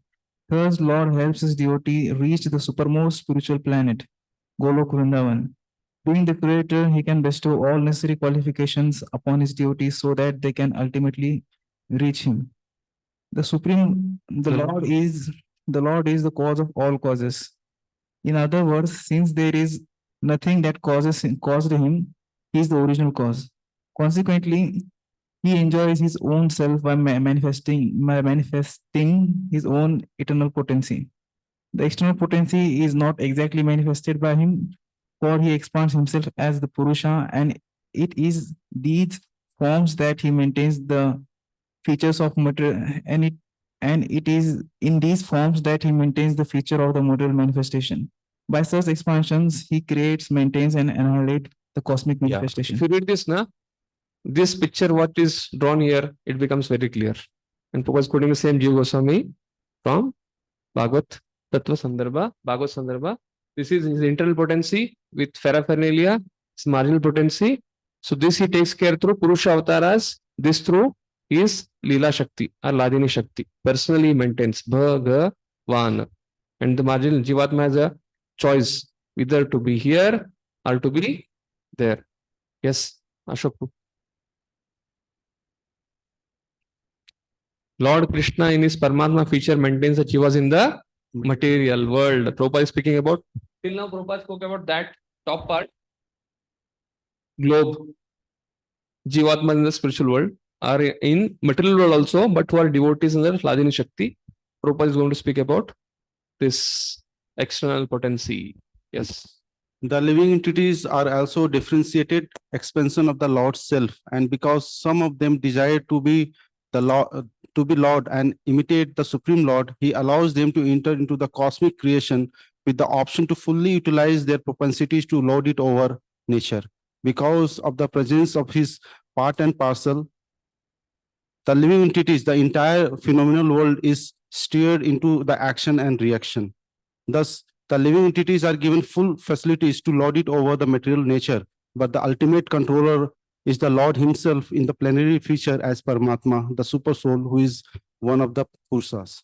Thus, there is a gulf of difference between the living entity, Atma, and the controlling Lord, Paramatma, the soul and the super soul.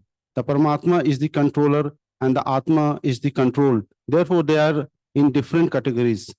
Because the Paramatma fully cooperates with the Atma, he is known as constant companion of the living being. Oso, Aso, Purusho, Soham, Asmi. So Prabhupada is trying to differentiate it.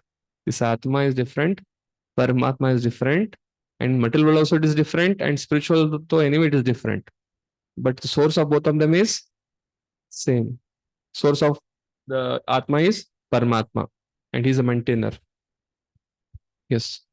Bhagavan is origin of Paramatma and Brahman. Those who know this engage at once in the devotional service of the Lord. The all-pervading feature of Lord, which exists in all circumstances of waking and sleeping as well as in potential states, and from which the Jiva Shakti, living force, is generated as both conditioned and liberated souls, is known as Brahman. Since the Lord is the origin of both Paramatma and Brahman, he is the origin of all living entities and all else that exists. One who knows this engages himself at once in the devotional service of Lord. Such a pure and fully cognizant devotee of the Lord is fully attached to him in heart and soul. And whenever such a devotee assembles with similar devotees, they have no engagement but the glorification of Lord's transcendental activities. Those who are not as perfect as the pure devotees, namely those who have realized only Brahman or Paramatma features of Lord, cannot appreciate the activities of the perfect devotees.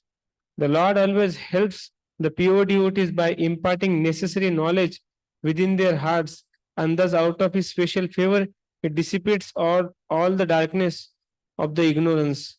The speculative philosophers and yogis cannot imagine this because they more or less depend on their own strength. As stated in the Kathopanishad 1-23, the Lord can be known only by those whom he favors and not by anyone else. Such a special favors are bestowed upon his pure devotees only. Sri Ishopanishad thus points to the favor of the Lord, which is beyond the purview of Brahmajyoti. Yes. So the difference between Bhagavan is source of Paramatma and Brahman, and there is also Prabhupada quoting the difference between the Jnanis, Yogis, and Bhaktas. So Lord favors Bhaktas and personally bestows upon his pure devotees special favors, and different from speculative philosophers and yogis.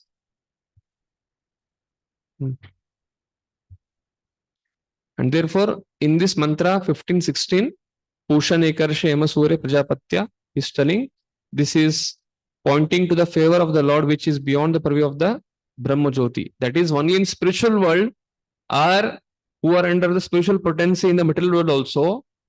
Tesham Satyuktanam Bhajatam Priti Purvakam Dadami Yogyo Buddhi Yogam Tam Ena Mama Upyantate. So Prabhupada is writing here, see. The speculative philosophers and yogis cannot imagine this because they are more or less dependent on their own strength.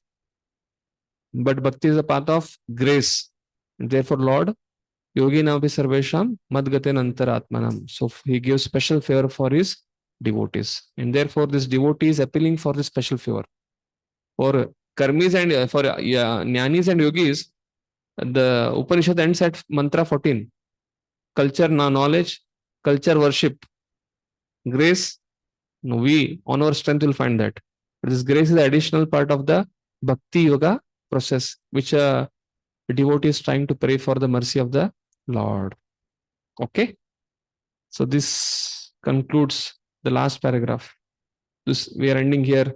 Mantra 16. So this is a special prerequisite of a devotee compared to Jnani and Yogi. Prabhupada ended the purport in last also, comparative analysis of Jnani, Yogi and Bhakta, and Prabhupada is ending this purport also with the same thing. Speculative philosophers and yogis, they are dependent on their own strength, but Lord favors Bhaktas who are dependent on them. Therefore, this mantra 16, 15 is praying, devotees praying for that special favor from the Lord, which is the birthright of only a devotee, because others are all dependent on their own strength. Karmi yogi, or who is from the karma kanda, for him the karma is everything. For a jnani, his speculative knowledge is everything. For a yogi, his own meditation, karma mukti is everything. But for a bhakta, dependence on the Lord, grace of the Lord, and being dependent on the Lord is a mood, and the activity of sadhana is a ritual. So therefore, with that mode, if you don't do the activity, then bahu janma kare shravanad kirtan tabetana pai Krishna pade premadana, then offenses. Therefore, the activity itself will not bring us mercy. But when we add the activity with that dependence and laulyam, then in Nectar of Devotion, we will learn all those things. Laulyam and Rupa Goswami mentions that one of the limb of bhakti out of 64 limbs. So that is being mentioned here, dependence on the Lord. Okay, we'll have break now. We'll rejoin at around 12:40. It's 12:20. We'll rejoin at 12:35. 15 minutes. Any questions, online devotees? Hope you could understand that Jiva Goswami's analogy, which Prabhupada is also quoting here in the purport. No questions? We'll take a break. 12:35. We'll join. Amritam Atedam Bhashmantam Shariram Om Kruto Smara Kritam Smara Krito Smara Kritam Smara. Like Arjuna saw the Vishwarup Darshan and he was like again and again repeating the same thing. In 11th chapter of Bhagavad Gita, we'll see in Bhakti Shastri course. Arjuna has got the darshan of Vishwarup. He is like amazed and he's repeating the same thing again and again. So here, the devotee, now he's on the brink. He has seen Lord. Lord has removed his golden effulgence. And he's seeing Lord face to face, and in that ecstasy is saying again repeating the same thing. Om Kruto Smara, Kritam Smara, Kruto Smara, Kritam Smara. Repetition means amazed, stabda, something like that. Vayu Ranilam Amritam Atedam Bashmantam Shariram Om Kruto Smara, Kritam Smara. Krito Smara, Kritam Smara. Vayu Ranilam Amritam Atedam Bashmantam Shariram Om Kruto Smara, Kritam Smara. Krito Smara, Kritam Smara. Vayuranilam amritam. Vayu Athedam bhashamantam shariram. Krata smara kritam smara. Krato smara kritam smara.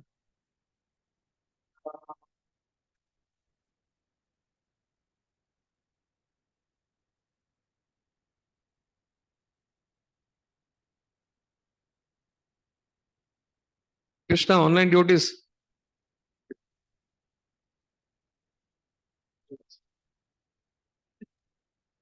हाँ सुरेश प्रभु बोलिए. वायुरनिलम् अमृतम् वायुरनिलम् अमृतम् अथेदं भस्मन्तं शरीरम् अतेरं बाष्मान्तं शरीरम् ॐ कृतो स्मरा कृतं स्मरा ॐ कृतो स्मर कृतं स्मर कृतो स्मरा कृतं स्मरा. कृतो. You are able to hear my sound because the internet is showing buffering. It's unstable. My sound is clear. Yes, Prabhuji, it is clear. My image is clear. Perfectly clear. Yes. Okay. Okay, your sound is now clear. For me, it is not clear. You are appearing like photos. Okay. Vayu, air of life. Anilam, total of reservoir of air. Amrutam, indestructible. Ata, now. Idam, this. Bashmantam, after being turned into ashes. Shariram, body. Om, O Lord. Kruto, O enjoyer of all sacrifices. Smara, please remember. Kritam, all that has been done by me. Smara, please remember. Krito, O supreme beneficiary. Smara, please remember. Kritam, all that I have done for you. Smara, please remember. You have heard about Krutu Prabhu, initiating spiritual master. That Krutu, Kruta, supreme beneficiary. Translation. Let this temporary body be burned to ashes. Really? You want? And let the air of life be merged with totality of air.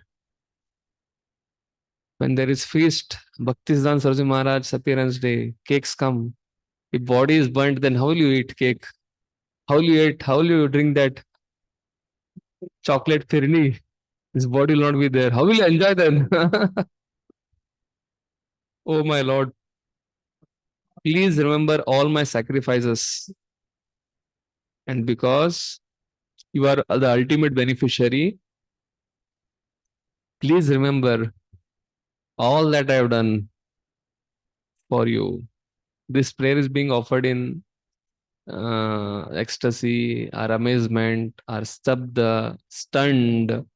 So the repetition, like when Arjuna is saying the Vishwarup, how he is repeating the same thing again and again. If you see in 11th chapter, similarly, uh, please remember my sacrifice. Please remember my sacrifice.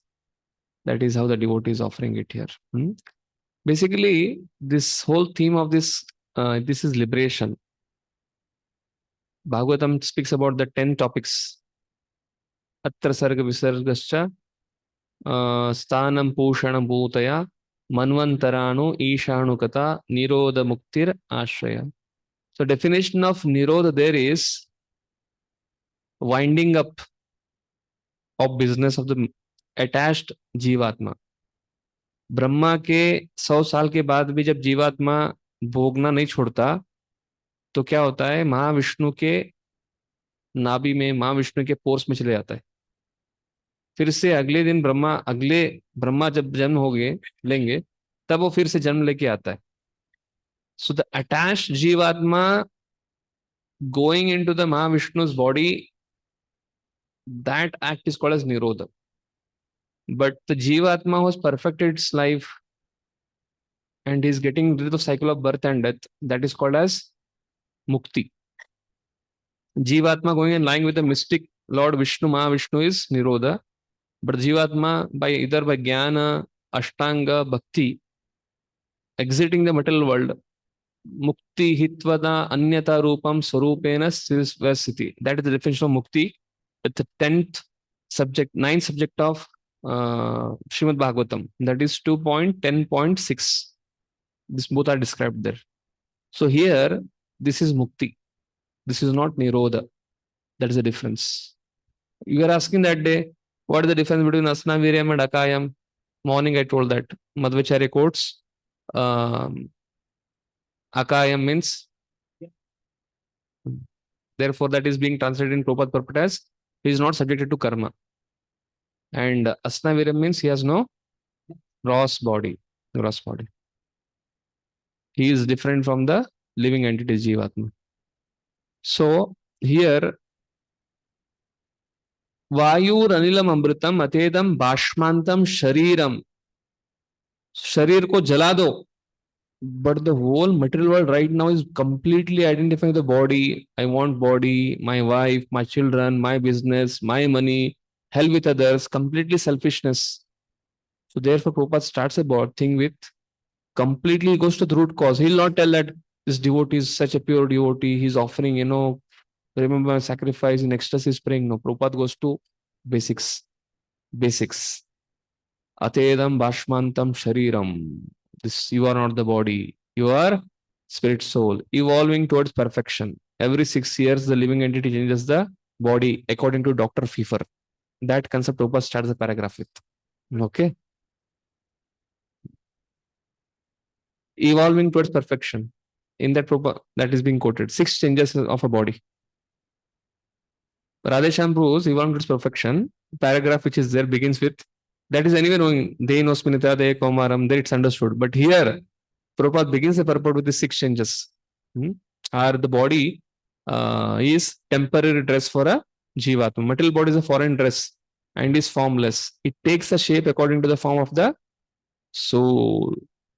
Material bodies are tailor-made according to the living entity's desire for the sense gratification. Same thing like evolving towards perfection. So whatever Radheshyam series, if you see carefully, many things which you have seen in Radheshyam Discover Yourself, Positive Thinker, Self-Manager, Proactive Leader, or Sankalpa, Spurti booklets, the themes which Prabhuji has taken is from Prabhupada books only. If you read Prabhupada books nicely, whatever the first years come in touch with through the Radheshyam syllabus is nothing but Prabhupada books. Okay? Because Prabhupada, Radheshyam is directly taking it from Prabhupada purports. This is nothing but evolving towards perfection. Yes. The bodies are tailor-made according to the living entity desire for sense gratification. 84 lakh specie. One can reach the highest perfectional stage in this human form by surrendering unto the Supreme Lord and developing one's sense of spiritual service. There is a lot of variety in the material world, but that variety in material will not satisfy the Jivatma which is searching for eternal service. And then Prabhupada comments on Kritam smaro, kruto smaro, kritam smaro, kruto smaro, kritam smaro. Prabhupada brings, even if at the time of death, devotee does not remember his service to the Lord does not forget him. बोला था ना, यम्यम office परम भावम तयते अंत्य कलेवरम तम तम एवैति कौंतेया सतत भाव भाविता. So what if I don't remember Krishna at the time of death? If we don't remember, Krishna is not like some stone that he will forget. Krishna doesn't need remembrance or reminders, but Krishna will remember. That is the topic Prabhupada sling.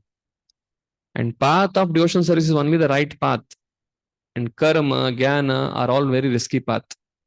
And occasional occurrences of worldliness, sadhureva samantavya, which we discussed already in Shuddham, Apapa Viddham. There Prabhupada mentioned this. But here, sometimes a practitioner may do some conditional, because of some conditioning, some mistakes, some slips, some fall downs. But Bhakti is so powerful that occasional occurrence of worldliness does not hamper one in advancement of self-realization. Why? Lord is like the loving father and the devotee is like the son. Lord's intimate dealings with his devotees. Lord will take care of that devotee. Second, the real purport of Suduracharo. What is exhibiting worldliness? Somebody is practicing bhakti, but somehow because of some conditioning is exhibiting some worldliness. Krishna purifies it. Krishna closes eyes to it. Like Nimisha, like Putana came. Putana came to feed him, breastfeed him milk, but along with there was Kalkut poison. So he closed eyes for the Kalkut poison, but he opened his eyes for the motherly affection and gave her Aho Vakiyam Stanakala Kutam Jigam Sapayad Yappe Sadvi Lebe Gatim Datri Uchitam Tanunyam Kimva Dayalum Sharanam Prachemya. So Lord closes his eyes for worldliness, but he opens his eyes for the service devotee has rendered. The facilities of bhakti are easily obtained by devotees, but denied to Gyanis, Yogis. Same theme. Comparatveness of Gyani, Yogi, Bhakta. Last 15th also ended with that only. 16th ended with that only. And this purport is also ending with that only, that devotees are giving facilities because of bhakti. In Prabhupada explains what? Shravanam, Kirtanam, Vishnu Smaranam. And those devotees who perfected this Naveda Bhakti, example for them, Prabhupada quotes. And the theme of this mantra and of all mantras of Vedic literature is properly explained in Srimad Bhagavatam, which is the mature fruit of Vedic tree of wisdom, because this is Vedanta and Srimad Bhagavatam is a natural commentary for Vedanta Sutra by Vyasadeva. One who has learned the art of sacrificing by employing his senses in service of the Lord can utilize the result of such practice at the time of death. Because Vaidhi Sadhana Bhakti or whatever Sadhana Bhakti is, whether we like or don't like, we do it for the pleasure of Guru, Hari, Guru and Krishna. Therefore, whenever you are sacrificing sense gratification, Krishna notes it down. Like Putana came to feed him. Krishna noted that. So what to speak of Krishna? Putana came not favorably. She was not anukulena, but still Krishna took it. But if we do practice anukulena bhaktir uttamam, uttam bhakti, if you do, what is the result of that? Therefore, that is what Prabhupada says. Facilities of bhakti are only enjoyed by devotees, and Lord remembers the sacrifice devotees are doing for him for practicing bhakti. Because Lord is a grateful person. He is a completely conscious, evolved, mature to its maximum limit of culture. So therefore, he's grateful for every small thing. Somebody is very cultured, he's grateful for everything. And the personification of that is Lord, because he's the origin of all good qualities. So in that way, he's all grateful for the devotee sacrifices, what they're doing. So this is the biggest purport of Isha Upanishad. So we'll read one by one now. Okay. Mike. पढ़िए, पहला paragraph पढ़िए और दूसरे को दे दीजिए. Material body is for dress and is for formless. It takes a shape according to the form of the soul. The temporal material body is certainly a forgotten dress. The Bhagavad Gita 2.20 clearly says that after the destruction of the material body, the living entity is not annihilated, nor does he lose his identity. The identity of the living entity is never impersonal or formless. On the contrary, it is the material dress that it is formless and that takes a shape according to the form of the indestructible person. No living entity is originally formless. As is wrongly through thought by those with the poor fount of knowledge. This mantra verifies the fact that the living entity exists after the annihilation of the material body.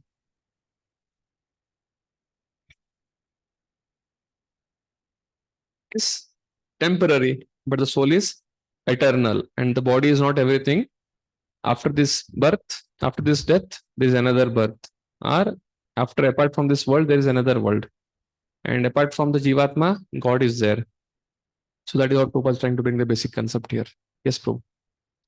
Material bodies are tailor-made according to the living entity's desired for sense gratification. In the material world, material nature displays wonderful workmanship by creating varieties of body for the living beings according to their propensity for sense gratification. The living entity who wants to taste stool is given a material body that is quite suitable for eating stool, that is of a hog. Similarly, one who wants to eat the flesh and blood of other animals may be given a tiger's body equipped with suitable teeth and claws. But the human being is not meant for eating flesh, nor does he have any desire to taste stool, even in the most aboriginal state. Human teeth are so made that they can chew and cut fruits and vegetables, although there are two canine teeth so that primitive humans can eat flesh if they so desire.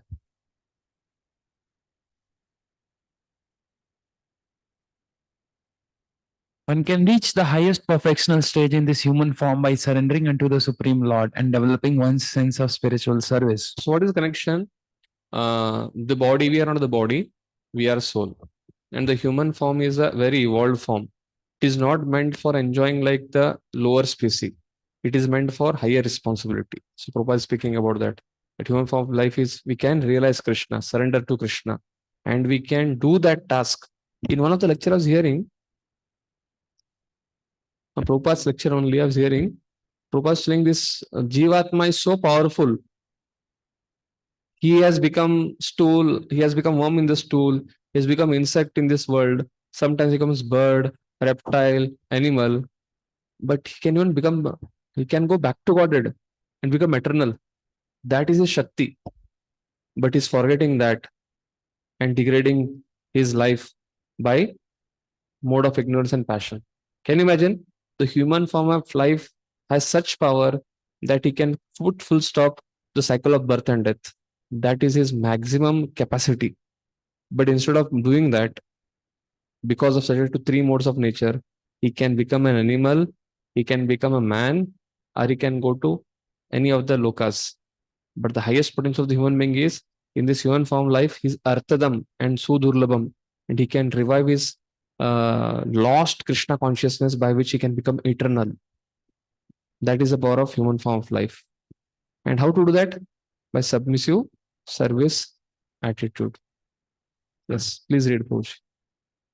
One can reach the highest perfectional stage in this human form by surrendering unto the Supreme Lord and developing one's sense of spiritual service. But in any case, the material bodies of all animals and men are foreign to the living entity. They change according to the living entity's desire for sense gratification. In the cycle of evolution, the living entity changes bodies one after another. When the world was full of water, the living entities took an aquatic form. Then he passed to a vegetable life, from vegetable life to worm life, from worm life to bird life, and from bird life to animal life, and from animal life to the human form. The highest developed form of this human form is when it is possessed of a full sense of spiritual knowledge. The highest development of one's spiritual sense is described in this mantra. One should give up the material body, which will turn to ashes, and allow the air of life to merge into the eternal reservoir of air. The living being's activities are performed within the body through the movement of different kinds of air, known in summary as pranavayu. The yogis generally study how to control the airs of the body. The soul is supposed to rise from one circle of air to another until it rises to the Brahmarandhra, the highest circle. From that point, the perfect yogi can transfer himself to any planet he likes. The process is to give up one's material body and then enter into the another. But the highest perfection of such change occurs only when the living entity is able to give up the material body altogether, as suggested in this mantra, and enter into the spiritual atmosphere where he can develop a completely different type of body, a spiritual body, which never has to meet death or change.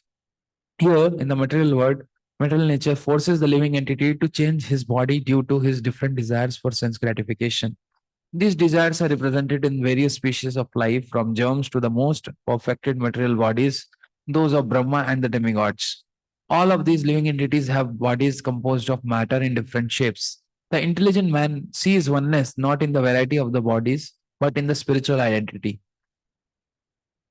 The spiritual spark, which is part and parcel of the Supreme Lord, is the same whether he is in the body of a hawk or the body of a demigod. The living entity takes on different bodies according to his pious and vicious activities. The human body is highly developed and has full consciousness. According to Bhagavad Gita 7.19, the most perfect man surrenders unto the Lord after many, many lifetimes of culturing knowledge. The culture of knowledge reaches perfection only when the knower comes to the point of surrendering unto the Supreme Lord Vasudeva. Otherwise, even after attaining knowledge of one's spiritual identity, if one does not come to the point of knowing that the living entities are eternal part and parcels of the whole, can never become the whole. One has to fall down again into the material atmosphere. Indeed, one must fall down even if he has become one with the Brahmajyoti. As we have learned from the previous mantras, the Brahmajyoti emanating from the transcendental body of the Lord is full of spiritual sparks that are individual entities with the full sense of existence. Sometimes these living entities want to enjoy their senses and therefore they are placed in the material world to become false lords under the dictation of the senses. The desire for lordship is the material disease of the living being. For under the spell of sense enjoyment, he transmigrates to the various bodies manifested in the material world. Becoming one with the Brahmajyoti does not represent mature knowledge. Only by surrendering unto the Lord completely and developing one's sense of spiritual service does one reach the highest perfectional stage. Yes. Kruto smara, kritam smara. Even if at the time of death, a devotee does not remember his service to the Lord does not forget him. In this mantra, the living entity prays to enter the spiritual kingdom of God after relinquishing his material body and material air. The devotee prays to the Lord to remember his activities and the sacrifice he has performed before his material body is turned into ashes. He makes this prayer at the time of death with full consciousness of his past deeds and of the ultimate goal. One is completely under the rule of material nature, remembers the heinous activities he performed during the existence of his material body, and consequently he gets another material body after death. The Bhagavad Gita 8.6 confirms this truth. Yamambapi smaran bhavam tejyati ante kalevaram tam tam eva iti kaunteya sada tad bhava bhavita. Whatever state of being one remembers when he quits his body, O son of Kunti, that state he will attain without fail. Thus the mind carries the living entity's propensities into the next life. Unlike the simple animals who have no developed mind, the dying human being can remember the activities of his life like dreams at night. Therefore, his mind remains surcharged with material desires, and consequently, he cannot enter into the spiritual kingdom with a spiritual body. The devotees, however, develops a sense of love for Godhead by practicing devotional service to the Lord. Even if at the time of death a devotee does not remember his service to the Lord does not forget him. This prayer is given to remind the Lord of the devotee's sacrifice. But even if there is no such reminder, the Lord does not forget the service rendered by his pure devotees. Yes. Prabhupada speaks one very important thing here. One who is completely here. He makes this prayer at the time of death. He makes this prayer at the time of death with full consciousness of his past deeds and of the ultimate goal.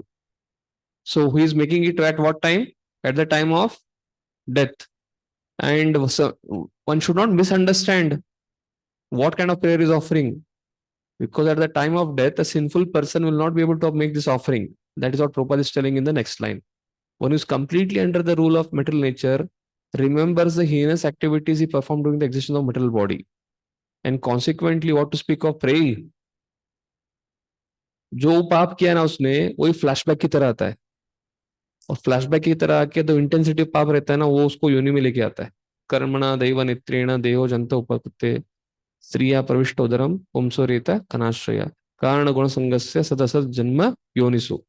So what Prabhupada is telling here is if this person is able to offer this prayer, don't think he is actually sinful or he has done something wrong. He makes this prayer at time with full conscious of his past deeds and of the ultimate goal. And one who is under the material nature cannot offer prayer like this. That means he is a pure devotee. He is not a conditioned devotee. Path of devotional service, yes, bro. The second thing. So first he spoke about the Sharira. We are on the body, the human form of life, the glory of it. It's not meant to be degraded like insect body or stool in the insect in the stool's body, but it can revive one's Krishna consciousness. So it has a big responsibility.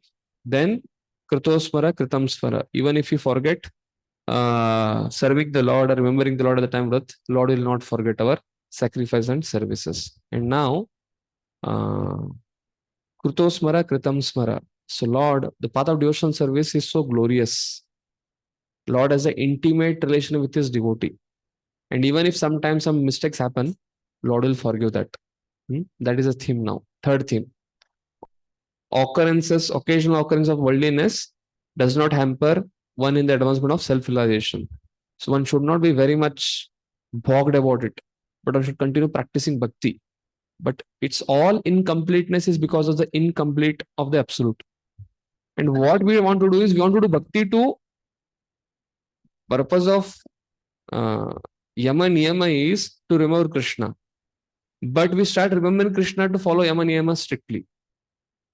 The letter of the law and spirit of the law. But actually we should try to please Krishna. Remember Krishna. As a part of doing that, following yama and niyama is also important. But we should not become so bogged up by that we are praying to Krishna for trying to do that strictly. Understand, na? This is going to hamper the bhava or the connection the devotee is having with the Lord. So one should not use bhakti for that. So therefore, when in karma kanda, if you do some sinful activities or something like that, there is atonement in it. But in bhakti, there is no atonement. Because why? Atonement is meant for lower yogas. But bhakti itself is the rectification of the living entity's desire of lording or mentality. So it's an end and means of bhakti is same. Therefore, whether he's staying in the material world, whether he's going to spiritual world, he's going to serve him only.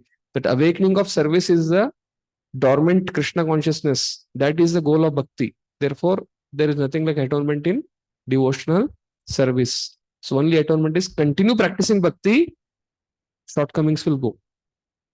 Yes, bro, read. Lord's intimate relationship with his path of devotional service is the only right path, and occasional occurrence of worldliness does not hamper one in the advancement of self-realization. Lord's intimate relationship with his devotees. The Lord clearly describes his intimate relationship with his devotees in Bhagavad Gita 9.30 to 34. Even if one commits the most abominable action, if he is engaged in devotional service, he is to be considered saintly because he is properly situated in his determination. He quickly becomes righteous and attains lasting peace. O son of Kunti, declare it boldly that devotee never perishes. O son of Pritha, those who take shelter in me, though they be of lower birth, women, Vaishyas, that is merchants as well as Shudras, workers, can attain the supreme destination. How much more this is so of the righteous Brahmanas, the devotees and the saintly kings. Therefore, having come to this temporary miserable world, engage in loving service unto me. Engage your mind always in thinking of me. Become my devotee. Offer obeisances unto me and worship me. Being completely absorbed in me, surely you will come to me. Yes. So Lord is very intimately related with the devotee. So now what Prabhupada is trying to tell here is, sometimes there is some occasional slip. How a devotee should see it and how Lord sees it. So Bhaktivinoda Thakur is telling, we in the material world, we have a material body and we are soul and we have subtle body. And therefore we have two functions, horizontal function, vertical function. And therefore, to the degree we become conscious of what, we will raise above the bodily platform. If vertical relationship becomes much more intense for us than the horizontal relationship or worldly relationship, then we will not commit sinful activities. But if the vertical relationship, horizontal relationships become much more mind-boggling to us than the vertical relationship of the spiritual relationships, then there is a chance of worldliness being exhibited. And therefore, Bhaktivinoda Thakur says this philosophy in this next. Real purport of the word, Sudura Charo. Because devotee is very intimately connected to the Lord. Lord purifies the devotee by the purifying potency of bhakti. Yes, Prabhu, read. The real purport of the word Sudhuchara. Sudhurachara. Chara. Srila Bhaktivinoda Thakur explains these verses in this way. One should regard a devotee of Krishna to be on the right path of the saints, even though such a devotee may seem to be Sudhachara, a person of loose character. One should try to understand the real purport of the word Sudhachara, Sudhurachara. A conditioned soul has to act for double functions, namely for the maintenance of the body and again for self-realization. Social status, mental development. Conditioned soul has to act for double functions. What? Maintenance of the body, self-realization. Vidya, avidya. Yes. Social status, mental development, cleanliness, austerity, nourishment, and the struggle for existence are all for the maintenance of the body. This is avidya mantra 11. Yes. The self-realization part of one's activities is extended to one's occupation as a devotee of the Lord, and one performs actions in that connection also. This is vidya. One must perform these two different functions along parallel lines because a conditioned soul cannot give up the maintenance of this body. So both should be done parallelly. Horizontal, vertical. Vidya, avidya. Maintenance of body and atma sakshatkar. So problem comes when they are not parallelly done. Now it comes. The proportion of activities for maintenance of the body decreases, however, in proportion to the increase in devotional service. Yes. To the degree we become conscious, all incompleteness is because of the incomplete knowledge of the absolute whole. If we become incomplete in hearing, Shavanam, Kirtanam, Vishnu, Smaranam, Archanam, Vandanam, Dasyam, Sakyam, Atmanedanam, main is hearing. When we do under quota hearing, or everybody has different quota of hearing. Somebody like Bhakti Tet Maharaj to chant 32 rounds and eat only some dry foods with some cream. That was his diet. And we may have a lot of opulence, but we have to see for ourselves what our body can digest, and after eating what our tendencies, proclivities for sinful activities increase or decrease. So we have to personally, we are responsible for that. Once you come to bhakti, nobody is going to tell Prabhu, you should not eat this much, only you should eat this much, 10 grams of sweet, 20 grams of chapati. No. Now, after bodily maintenance, we have to particularly decide that based on how it is resulting in our life. That is our responsibility. And to the degree we become Krishna conscious, to that degree, we will not succumb to lower desires. Yes, Prabhu. As long as the proportion of devotional service does not come to the right Krishna, Hare Krishna, Krishna, Krishna, Hare Ram, Ram, Ram. This is very important for all of you. Your brahmachari life is beginning PDC, and some of you are almost 1 year, 2 year. But this is very important thing Bhaktivinoda Thakur is sharing with us. The proportion of activities for the maintenance of body decreases. Body maintenance will decrease. That much proportion self-relation will increase. And as long as the proportion of the devotional service does not come to the right point, there is chance of occasional exhibition of worldliness. Maintenance of body, nourishment of the soul.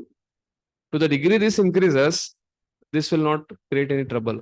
But this is kept at side and we are just nourishing our body with all kinds of foodstuffs, which is more than necessarily atyahara, prayasa, prajalpo, niyamagraha.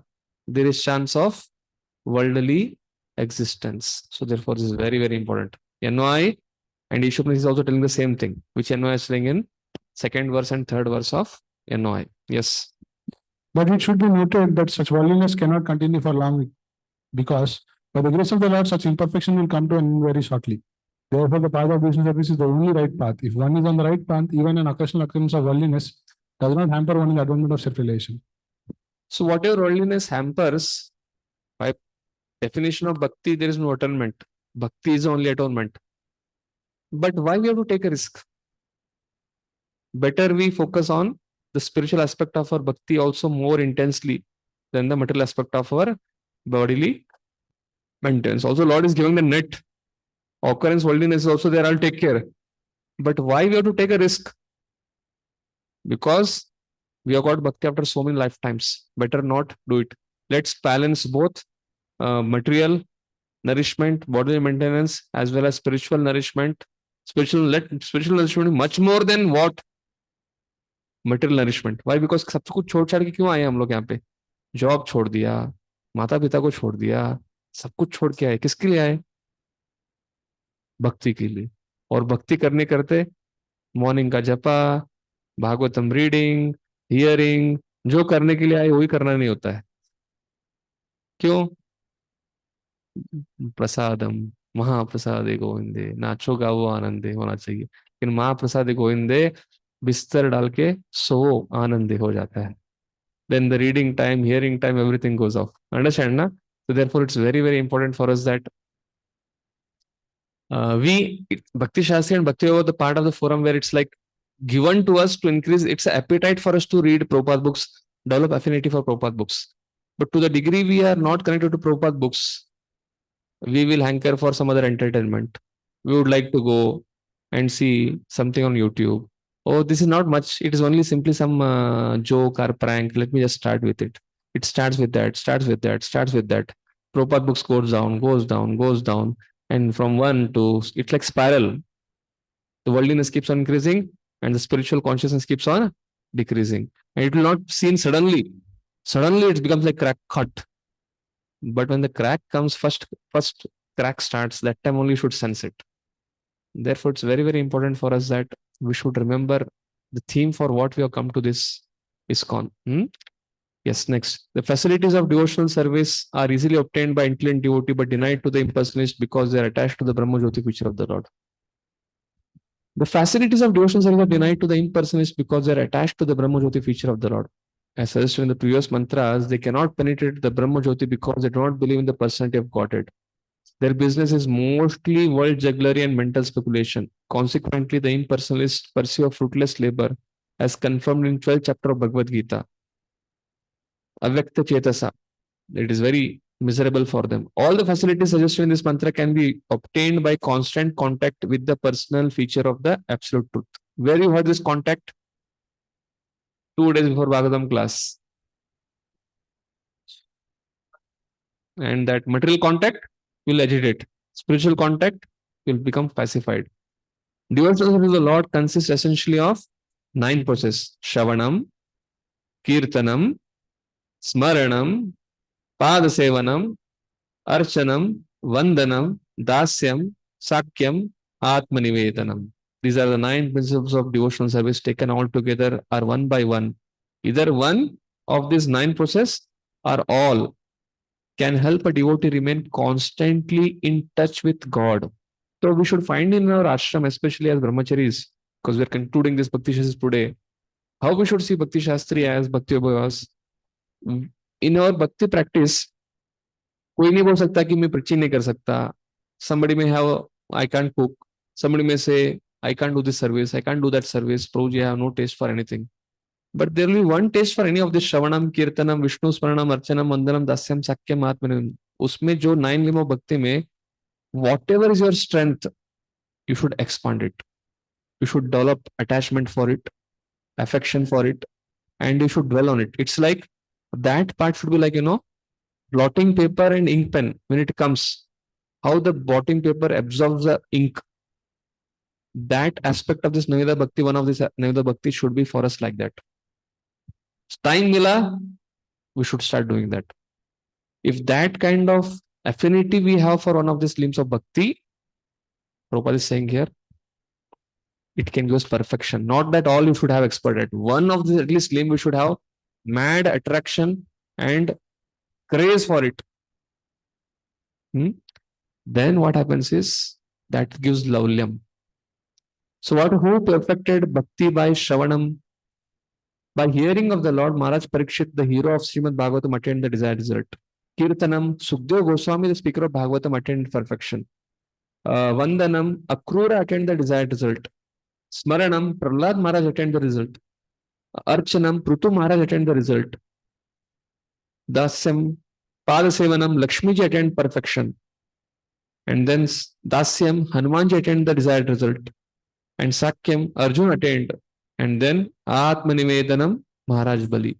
And who is the personality who attained perfection all the 9 limbs? Ambarish Maharaj. He attended.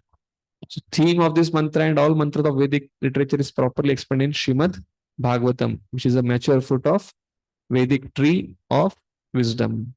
So what Prabhupada is saying here is the explanation of this mantra and of practically all mantras of Vedic hymns is summarized in Vedanta Sutra.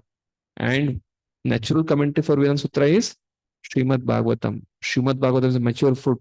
Nigama kalpataror galitam phalam. Srimad Bhagavatam is explained in this question between Maharaj Parikshit and Sukadeva Goswami at the very beginning of their meeting. Hearing and chanting of the signs of the God is a basic principle of devotional service. The complete Bhagavatam was heard by Parikshit Maharaj and chanted by Sukadeva Goswami. Maharaj Parikshit inquired from Sukadeva Goswami, and Sukadeva was a great spiritual master than any great yogi or transcendentalist of his time.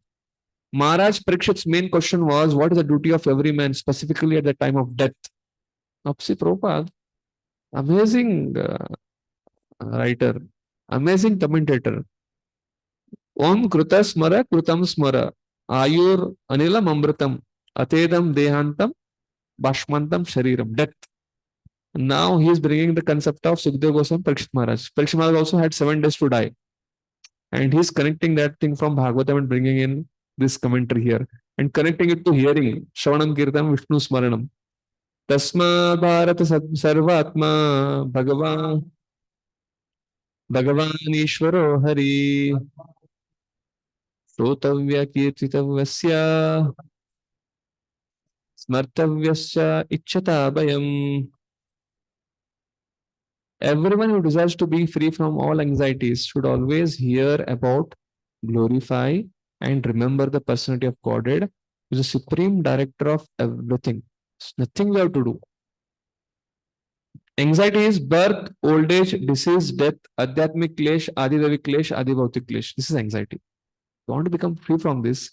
Is Shloka 2.1.5. Parikshit Maharaj is asking, what is the duty of a dying man or man in general? Solution is very simple. Bhagavatam is solution for all the answer for all the questions. Bhagavatam is solution for all our material problems, especially for us as brahmacharis. What is that? Solution is hear, glorify, remember. Shravanam, Kirtanam, Smaranam. This is our homework. And anyway, the Lord's grace is depend on the Lord's grace. Only one who has learned the art of sacrifice by employing his senses in the service of the Lord can utilize the result of such practice at the time of death. Yes, someone can read. So-called human society generally engaged in at night in sleeping and having sex, and during the daytime in earning as much money as possible. Nidra hriyate naktam vivayena cha ye viva. Or else in shopping for family maintenance. Yes. People have very little time to talk about the personality of Godhead or to inquire about Him. They have dismissed God's existence in so many ways, primarily by declaring Him to be impersonal. That is, without sense perception. But in the Vedic literature, whether the Upanishads, Vedanta Sutra, Bhagavad Gita, or Srimad Bhagavatam, it is declared that the Lord is sentient being and is supreme over all other living entities. His glorious activities are identical with himself.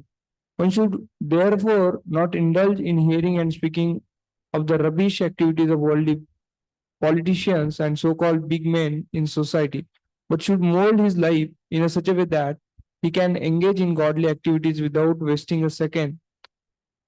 Sri Ishopanishad directs us towards such godly activities. Yes, in last 1.5 weeks, His Holiness Giriraj Maharaj was giving this lecture in Kunji Bihari. And there he had got a shloka which spoke about hearing and chanting. Tadva visargo janataga viplava yasmin pati shlokam abhityapikim. Tamanyanantasya shonkitani yad shunvanti gayanti grananti shukshna. And one slok before that, 1.5.9, 1.5.10. In that purport, rubbish literature for crow class. Yes, Tadvayasam Tirtam Ushanti Manasa. One shloka before that. And Giriraj Maharaj told, Shyam Sundar Prabhu was reading this Time magazine and Prabhupada observed him. And he asked him, all the personalities who are there in that are all sinful. So sinful. Anybody is sinful only. And by reading Bhagavatam, Bhagavatam means Bhagavatas, pious. Shrunvata Swata Krishna Punya Shavana Kirtana Dhridantastopatrani Vidunoti Surutsata. When you read about devotees, Krishna takes scrubber, jadu, pocha and cleans your heart. Pravishtakarana Randrena Swanam Bhava Saranam Dhunoti Shamalam Krishna Sarilasya Yata Sharat. That is what 2.8.4 Bhagavatam Sukdev Goswami is saying to Parikshit Maharaj. By hearing, very soon Krishna will be realized very soon. Kalina Dirigena Bhagavan Vishate Radhi. So that is the glory of hearing, reading literature of devotees and Lord. On the other hand, Prabhupada told, when he was reading, Shamsa was reading Time magazine, Prabhupada told, by reading pastimes or birth activities of this kind of sinful people, you will lose all your pious credits. So now it's such a important thing. So we are trying to hear from someone. Okay, for somebody who is outside working, for him, he may have to go and hear news and hear that, this and that, at the cost of losing his pious credits. But that is needed for his to maintain status quo to earn money. But for brahmacharis, we are not going to gain money or we are not going to lose money. Then why would we venture into anything which is apart from Krishna consciousness? Because for us it's risky. What is for grihasthas prescribed duty? Kama karma. For brahmacharya is nishiddha karma. So we have to be very, very cautious. Only secret of brahmacharya ashram is, as much as we dwell with Shabda Brahma, Vedic literature, Bhagavad Gita, Bhagavatam, as being mentioned here, Shrotavyasya, Kirtitavyasya, Ichchata, Abhayam, will become fearless. Prabhupada in 13.8 to 12, in section of Bhagavad Gita only, it comes in third section of Bhagavad Gita Bhakti Shastri. There he quotes about brahmacharis, grihasthas, vanaprasthas, sannyasis. For sannyasis it is Abhayam, Atma, Shamshuddhi. That shloka start with Abhayam, Atma, Shamshuddhim. That is, sannyasi means he should be fearless. But it comes in the third section, Bhakti Shastri wise, third section. That comes in the divine demonic, 16.1 and 2. And these are divine, and rest everything others are demonic, 16.1 and 2. And for vanaprasthas, it is austerity.